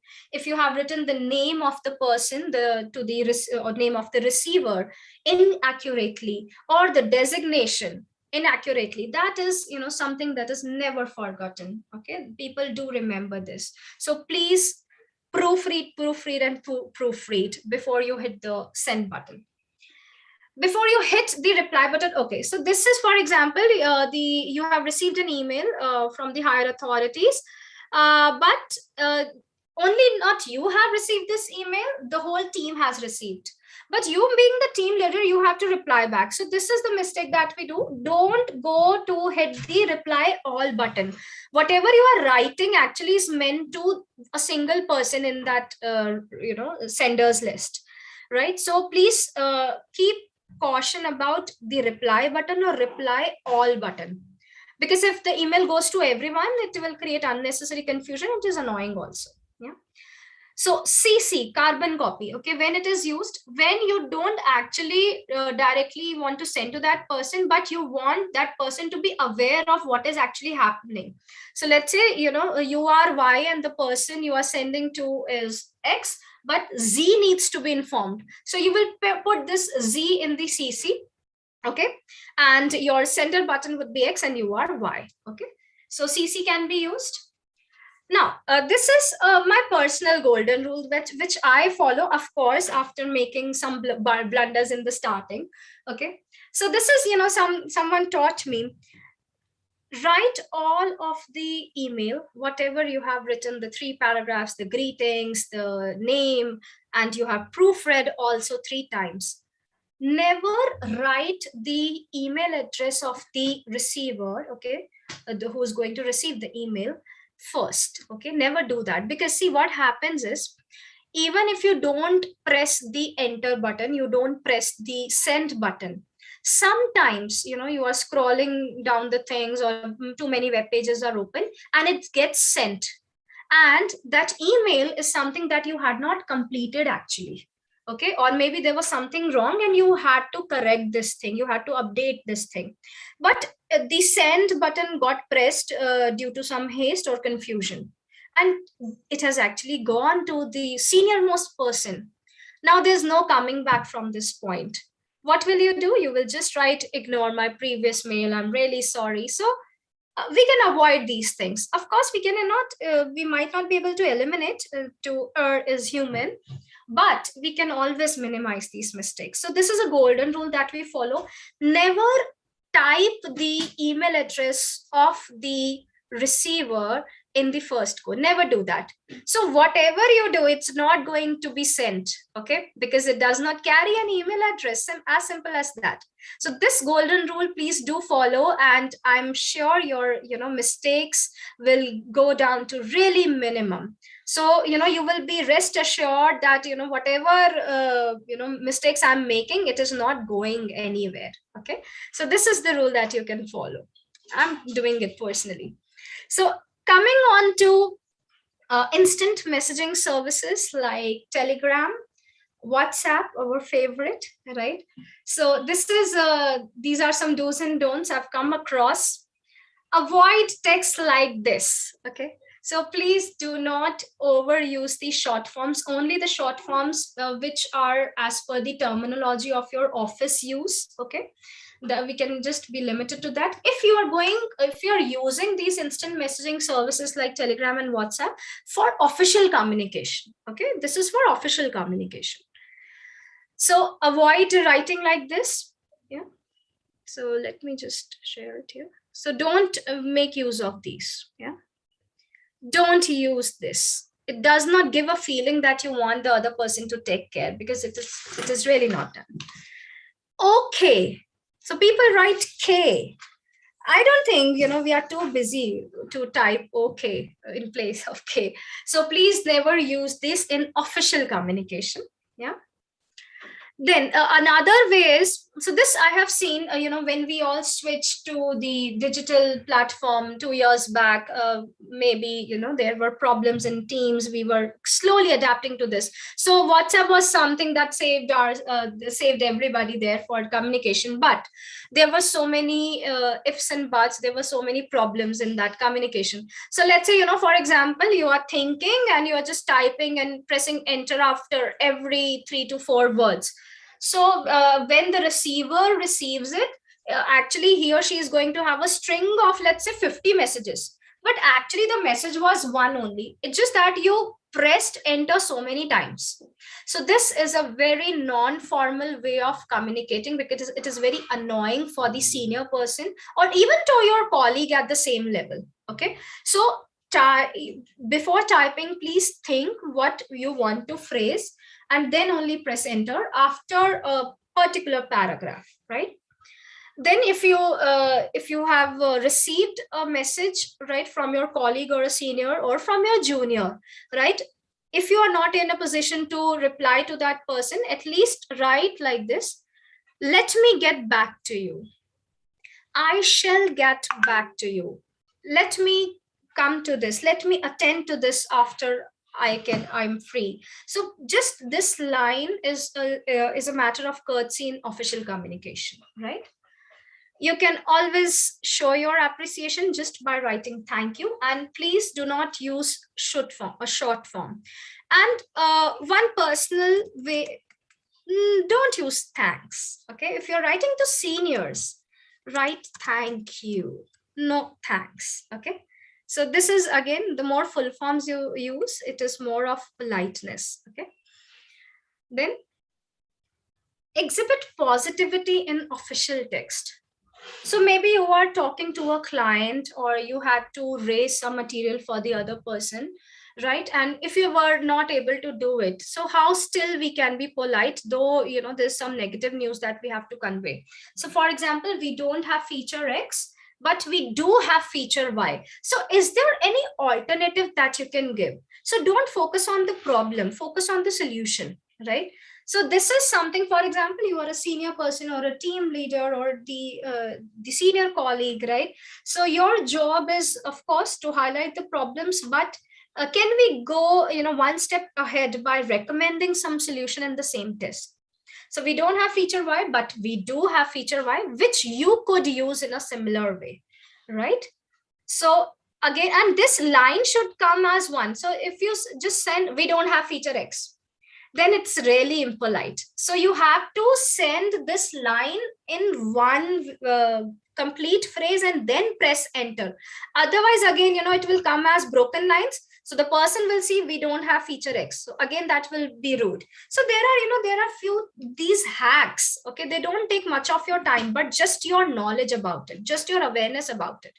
They are not time consuming. Yeah. So this is how we can change and impact the way we are communicating these days. So can we move to the next segment? A quick yes or a no or a thumbs up would help me. Okay. Thank you. Okay. So we come to almost the last part of vocabulary bank for enriching online conversations. Yeah.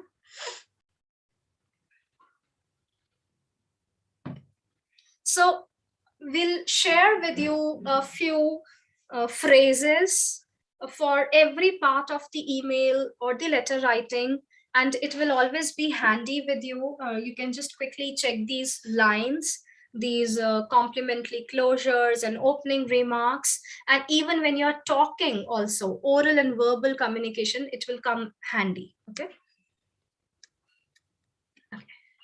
So this is a list of words for every segment. Vocabulary bank for enriching our conversations. Yeah.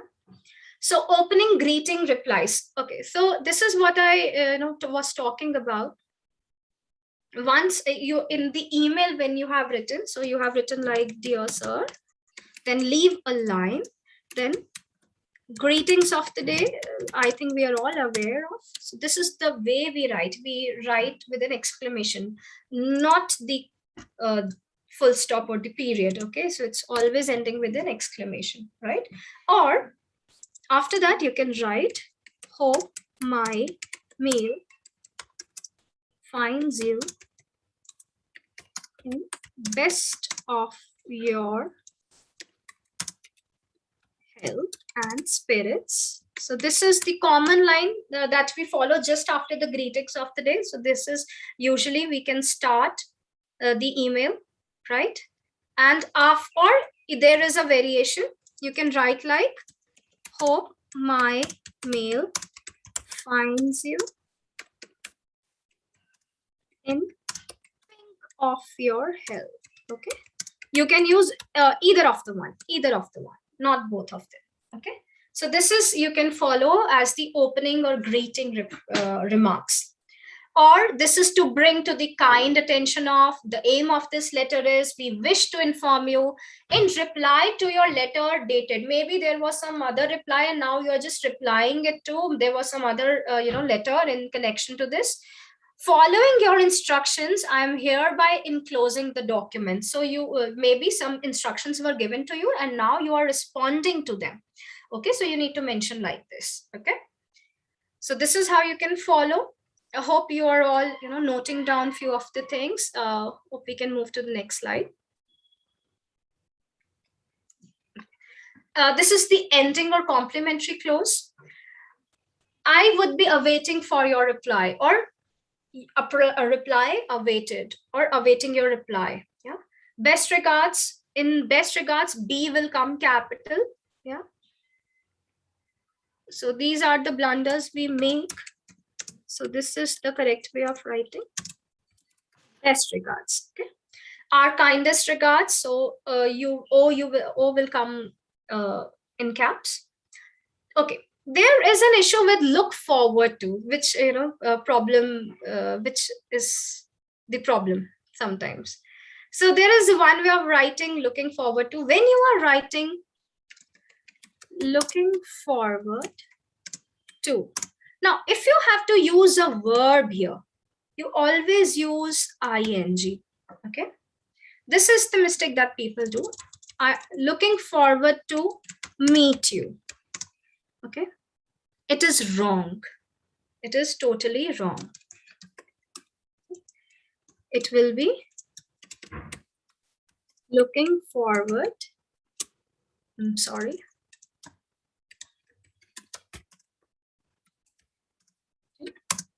Meet plus ing, meeting you. Okay, looking forward to meeting you. Or it can be I look forward to meeting you.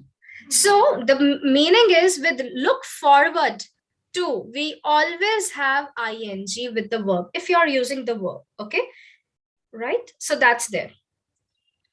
Or if you are writing like looking forward to your answer, so here there is no verb, so this is accurate, this is perfect. Okay, looking forward to your early reply, to your answer, to your prompt answer.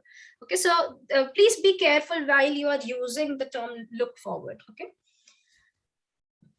looking forward to hearing from you, right? So again, if there is a verb involved, so it is always coming with ing with look forward to phrase. Look forward is a phrase, it cannot be separated. We thank you in advance sometimes. So why we write in advance? For example, maybe a senior person or maybe a colleague, we have told that person to do some favor for us, right? So we write, we thank you in advance for your cooperation. Okay, or we would appreciate your reply. Yours faithfully, I would say it is you can stick to yours truly or yours sincerely. Okay, request. So as per your, either the other person requested you to do something or you are requesting. So as the case may be, as per your request, I have coordinated with the department. I have made available the resources for you as requested by you. Or if you are, asking for a favor, please allow us to, yeah, or please allow us to help you in this matter. That can also be a phrase. Please send us the quotation. So don't write send us the quotation. Okay, so anything that starts with the verb should be avoided, okay, because it is an instructional way of writing. Please send us your instructions, would you please? So this is a very nice phrase if you're not using it already. Would you please, when you're asking for something, asking for a favor, you can use this would you please phrase. This is very polite, very courteous, and very graceful, okay. If some timing is involved, as soon as possible, at your convenience, at your earliest convenience. So for example, you want somebody to take the action promptly, right? But you cannot dictate your terms because maybe it's a senior member. So here you can write like at your earliest convenience. So you have given a hint that you want that person to actually make some action quickly, but you are not dictating your terms. So it is not even instructional. So these are the quick hacks that you can follow. Before the date we agreed upon, in due time or in due course of time. If it is taking a long time, there is a time period involved. Upon delivery, on delivery, upon receipt of the order, on receipt of the order, on short notice, on written request. Maybe you had received some written communication. To inform you in due course of time with 2 weeks notice. So for example, there is something called 2 weeks are involved. So please check the placement of the punctuation, right? The apostrophe sign is, so what blunder we make is this: weeks time. This is wrong, okay?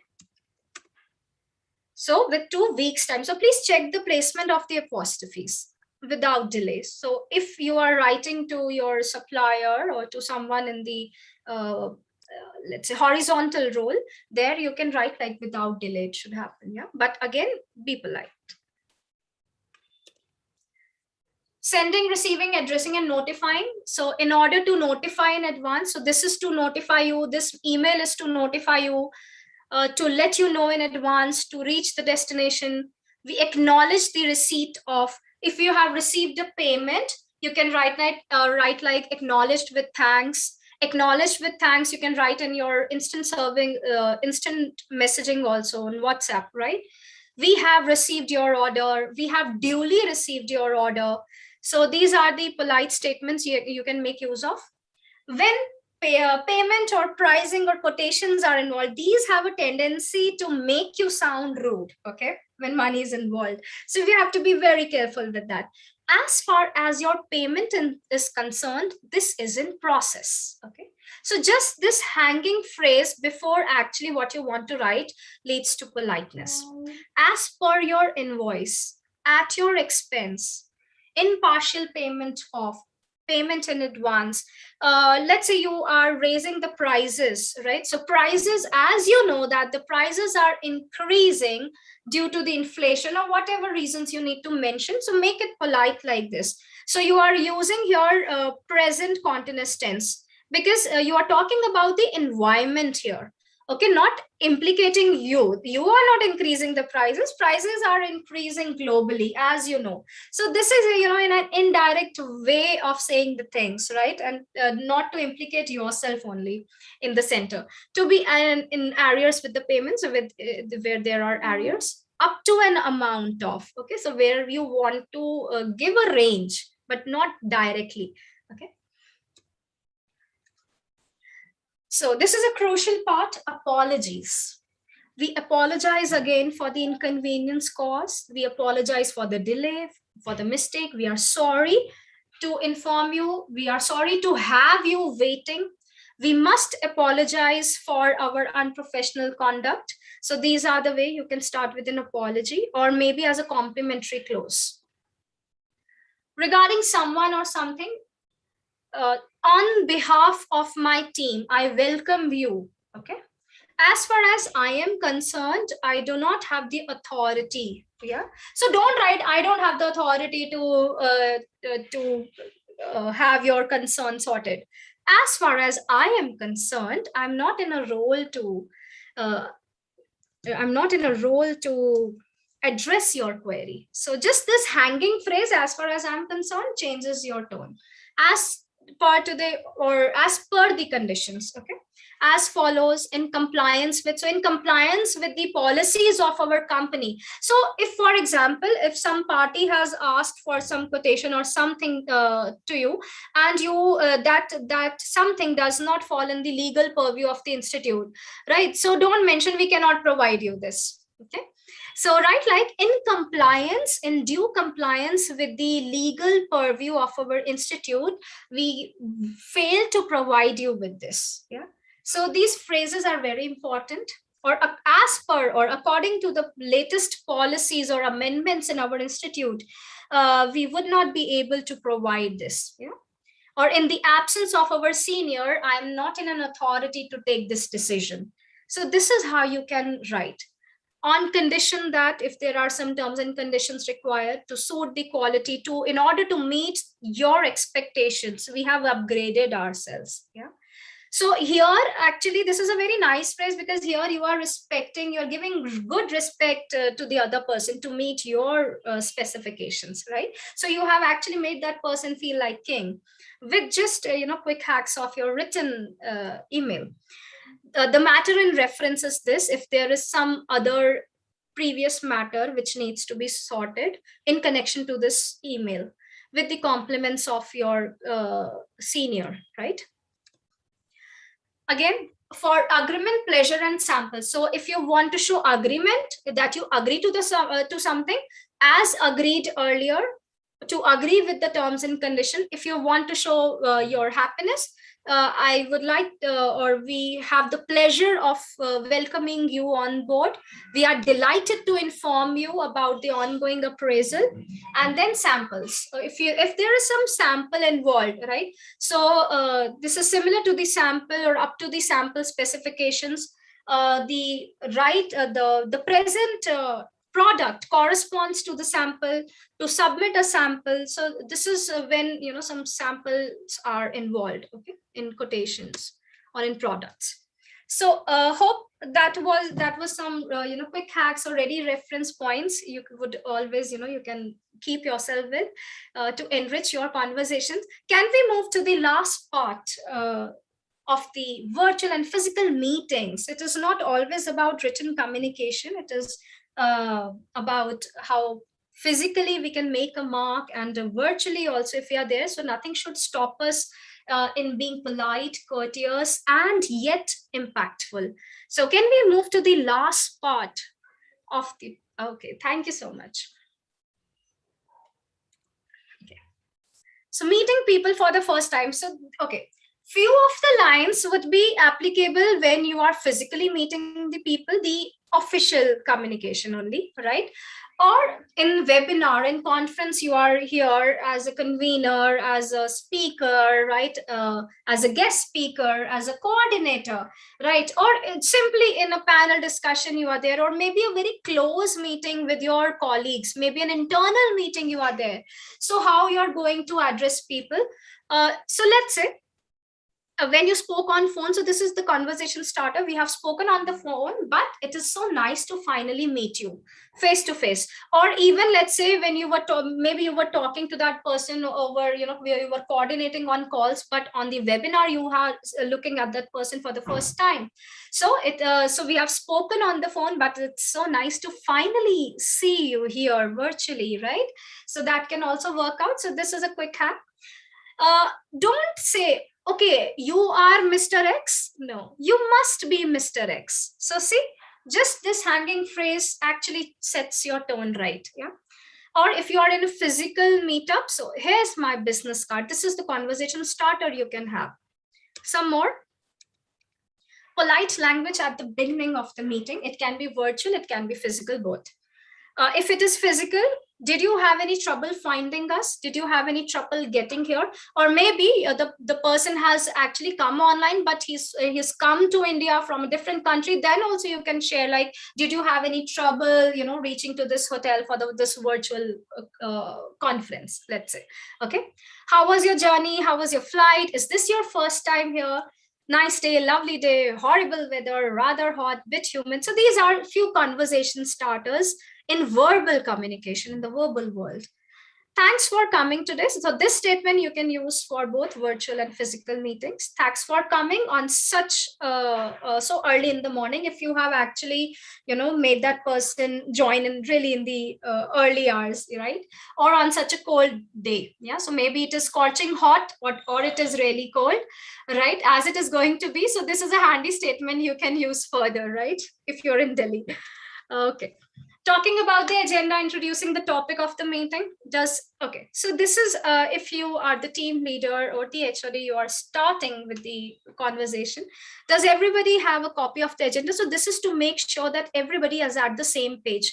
Often I have seen, people skip to talking about directly from the introduction, the features, the technical topics, but they do not make sure that, do we have everything that requires to start off this discussion. So please make sure, do not presume. Do not assume that everybody is on the same page. Please ask them, does everybody have a copy of the agenda? Do we all understand the agenda of the day? Right? Or just quickly revisit the agenda. I think we should make a start, or shall we get started too? Let's get down to business. So these are some starters. You can use both ways. As you all know that we have gathered here. So this is the starter you can use for non-teaching staff too. We can be equally competent, right, to address such kind of webinars and physical meetings, right? As I wrote in my email, so maybe you are referring to some connection earlier. The main reason for this meeting is what we need to decide or think about today, the main topic, the main objective, the purpose. So if it is very technical meeting, you can start with these safe statements. Okay, this is a very crucial part, expressing points of view. And this is where we make so many blunders. We are, not good with expressing points of view because it can be conflicting, right? And so we need to deal with our temperaments, and with this, virtual mode, sometimes it acts as a barrier when your, camera is off and you're just speaking. So the other person might take it in a different way, right? So expressing point of view. So the only tool we are left right now is our language that we use or we write, right? So let's check these. If you are really sure about something, so don't say, I will go with this opinion, okay? Say, I really think that this can work out. You have to be convincing. Yeah, you are in a team. We talked about collectivity in the starting of the session. So let's be collective here. Let's not forget that word. I strongly believe, I firmly believe. Okay, so don't say, I'll go with this. So if you say the word firmly, that suffices the meaning. Okay, you are really firm about it. I'm absolutely sure. I'm certain about it. Certain means sure. I'm certain about it. I'm positive that the results will come through this method, through this software. So you can write the word I'm positive. Okay. Then giving weak opinions. If you are not too sure about something, don't say I don't know. Okay.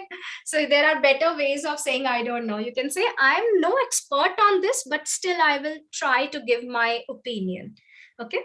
I'm not sure, I'm not certain, I would guess, I would imagine, I would suppose. This is only my opinion, but as I'm not expert, you may enlighten us. I would probably say that. In my limited experience, I can only share few recommendations. So, you are being honest to yourself, you're being honest to the field, okay, by giving these opinions when you're not sure of. Weakly agreeing or reluctantly agreeing. Reluctant means you don't want to agree, but somehow you have to. You might be right, you could be right, but I think the different way. Okay. I suppose you are right, but I believe the different way.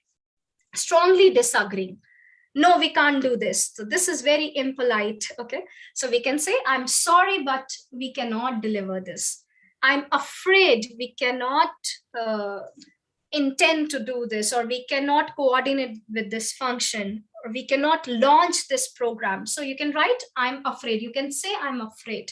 I have to disagree. So see, there is a slight meaning. I'm afraid I disagree. I'm afraid I have to disagree. So that is the line that you draw between being impolite and polite. And we don't know about that. The problem is when we are impolite, we don't even know that we are sounding impolite, right? So I'm afraid I disagree. That is very strong. So a bit of hanging phrase like, I'm afraid I have to disagree. That changes into politeness. Weakly disagreeing or politely disagreeing, I'm afraid I don't really agree. I'm not sure that I agree. I mostly agree, but on these points, I do not agree. That's a good point. Actually, you have given respect to the other person's point by calling it good, but I feel the different way. I feel almost the same way, but few things are different. So, all of these statements change the equation, and you come across as a very mature, emotionally balanced speaker and a listener, both. Making suggestions, coming up with ideas or brainstorming, I would suggest. So don't say, okay, I have this idea and let's do this. No, I would suggest, I would strongly recommend, I would advise. So please make sure you are using I would. So again, there is a difference between I will and I would. Will is very strong that you are going to do it, but you have to be in a team or you have to take some approval. So you cannot say I will. I would. So again, use of would will change the whole of the equation here. All right. My main recommendation, my advice would be to, not will be. The best solution, the best course of action would probably be, we should consider.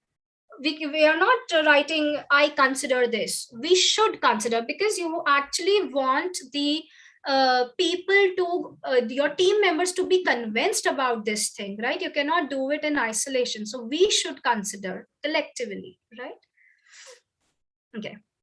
If you're asking for evidences, there is a lot of scope, for being impolite, because you're asking for some evidence. So that is a very sensitive topic. So don't say, why are you saying that? Yeah, we see ourselves, saying this statement over and over again. Why are you saying that? Can you say what makes you say that? Yeah. So this is how it completely, turns the situation in your favor, though you are asking for something for the other person, but that person is not finding it rude. What makes you say that? Instead of saying, why are you saying that? Sorry to interrupt you, but if you believe that you need to interrupt on this point, so sorry to interrupt you. Can I come here and for a moment? Means, can I interrupt you in this moment? Before you go on, can I just say, okay, so that person is saying something and you have to cut that person. Maybe it is really urgent for you to say, it is an ongoing webinar, there is a time constraint happening. Yeah, so you can say, before you go on, can I just, drop in for a moment? Or if I can just interrupt you for the moment. So there are, various gracious ways of saying things. Coming towards the end of this meeting, by this polite language, at the end of the meeting, you can use, thanks, that was very useful. So please keep these closing remarks before you wind up. That was very productive. Thanks for all of your contributions. That were very helpful. Thanks for making the time to meet us. Thanks for inviting us. It was great to see you. Have a great weekend, a good trip. I look forward to seeing you again. So it is not, I look forward to see you again. It is C plus ing. If you have to use the word after I look forward to phrase. Yeah. As I said, I will check with my boss and get in touch. Maybe you could not take the entire decision because you had to check with your authorities or your boss. So as I said, I will check with my boss and get in touch with you ASAP, right? See you in the next or see you soon, or where maybe there is a next meeting planned after this meeting. So you can go on with it, right? So this is how we come to the end of the meeting. And this is an important annexure. As I told you, noting and drafting cannot be complete in such a short time span. And it is only for people who have been designated to do noting and drafting. So this is an annexure you can follow. And this is how we come to the end of the first session, Protocols of Management. I believe that the content was insightful and it sufficed to your requirements. And I'm glad that I've received a great response, and it has been interactive and even in the virtual world. Thank you for cooperating with me, for your patience. Thanks a lot. Over to the coordinators for the program.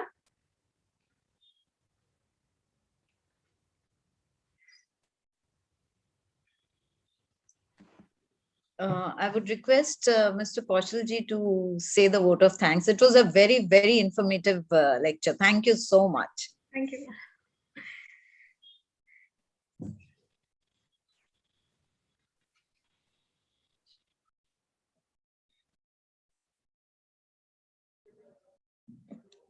Kaushalji, unmute yourself.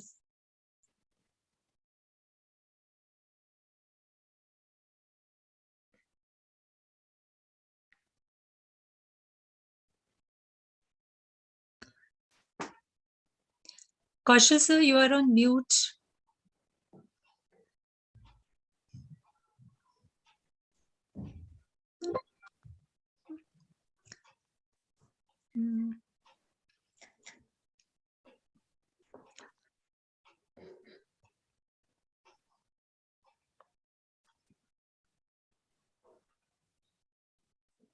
Kaushalji, please unmute yourself.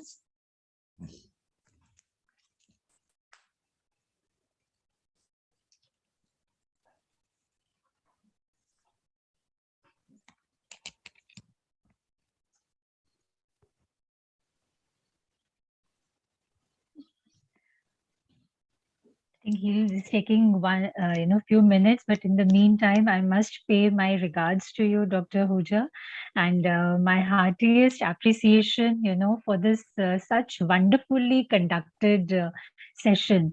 Because the moment we have examples, I think we can truly relate. Yeah. As you were seeing the screen, I could, have the mistakes You that can, you can make out the mistakes that you tend to make. It was Very absolute flashback of, the mistakes that we've committed, and yes, how we know how to rectify them. Yeah. I know even the templates that you shared for each, whether it was the letter writing or, the report writing and all, very, very helpful. And of course, the end tips were too good to be true. So I'm very sure everybody would have benefited from it. Thank you. Thank you so much, ma'am. And the content is there for the reference for the participants. I've already shared the PDF file with Shilpa ma'am last night. Okay. Yeah. Thank you so much. Yes, Kaushal sir. Yeah, he could. Kaushal sir, you were able to unmute yourself? Okay. He's saying host permission required. No, but I've given you the permission to unmute, sir. Nahi ho raha. He's saying nahi ho raha.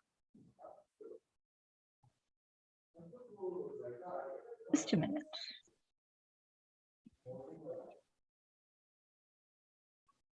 Sir, you can unmute yourself. Give permission to Surinder sir, he's saying. It's asked to unmute, sir. Now you can unmute. Now, Kaushal ji, आप try करिए.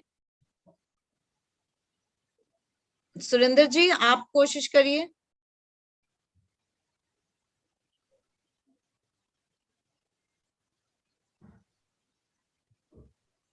Oh, he's also saying नहीं हो रहा. Oh. Okay. No, but generally it's, yeah. If I was able to unmute myself, I think they would also be able to.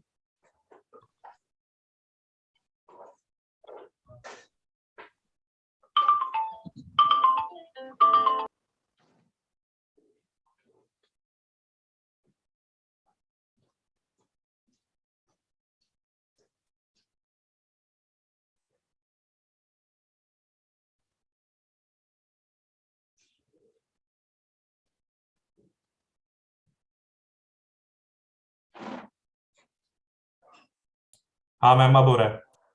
Okay. Okay. Kaushal sir अब हो जाएगा.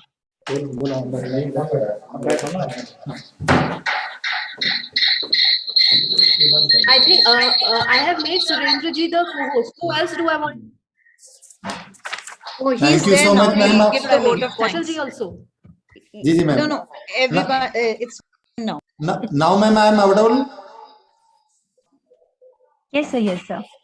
जी जी. Thank you, ma'am. Thank you. And I will say many thanks with million bow down to Dr. Ahuja ma'am for giving such a brilliant and highly informative session, ma'am, on protocol of communication. Even I myself will say that now I feel empowered to talk with anyone, or even I will say that I will communicate even better or best, rather than I will say that best to everyone. So in nutshell, I will say to everyone that ma'am point why that be polite in your all walk of life, whether it is letter writing or talking or in even body language also we can say that always be polite. Ma'am Hindi में कहूंगा कि जो बिहारी लाल के दोहे हैं कि गागर में सागर के समान है ma'am. So really brilliant ma'am, really highly informative, and again I will say my sincere thanks to you on behalf of my whole team ma'am, that is JDMC College and Ramanujam College, Silpa ma'am, Poonam ma'am, from all ma'am. So again Thank you, sir. I will say my sincere thanks to you for this nice and beautiful lecture on protocols of communication. So thank you ma'am. Thank you. Thank you so much. Thank you ma'am. Thank you. Over to Silpa ma'am. Yeah. Okay, so with this, we conclude this session and we have the last words from Dr. Butra. No, thank you so much. Thanks to all the participants. This was our one live session. We have another one again on Saturday. And in the meantime, you watch the videos and you can see them.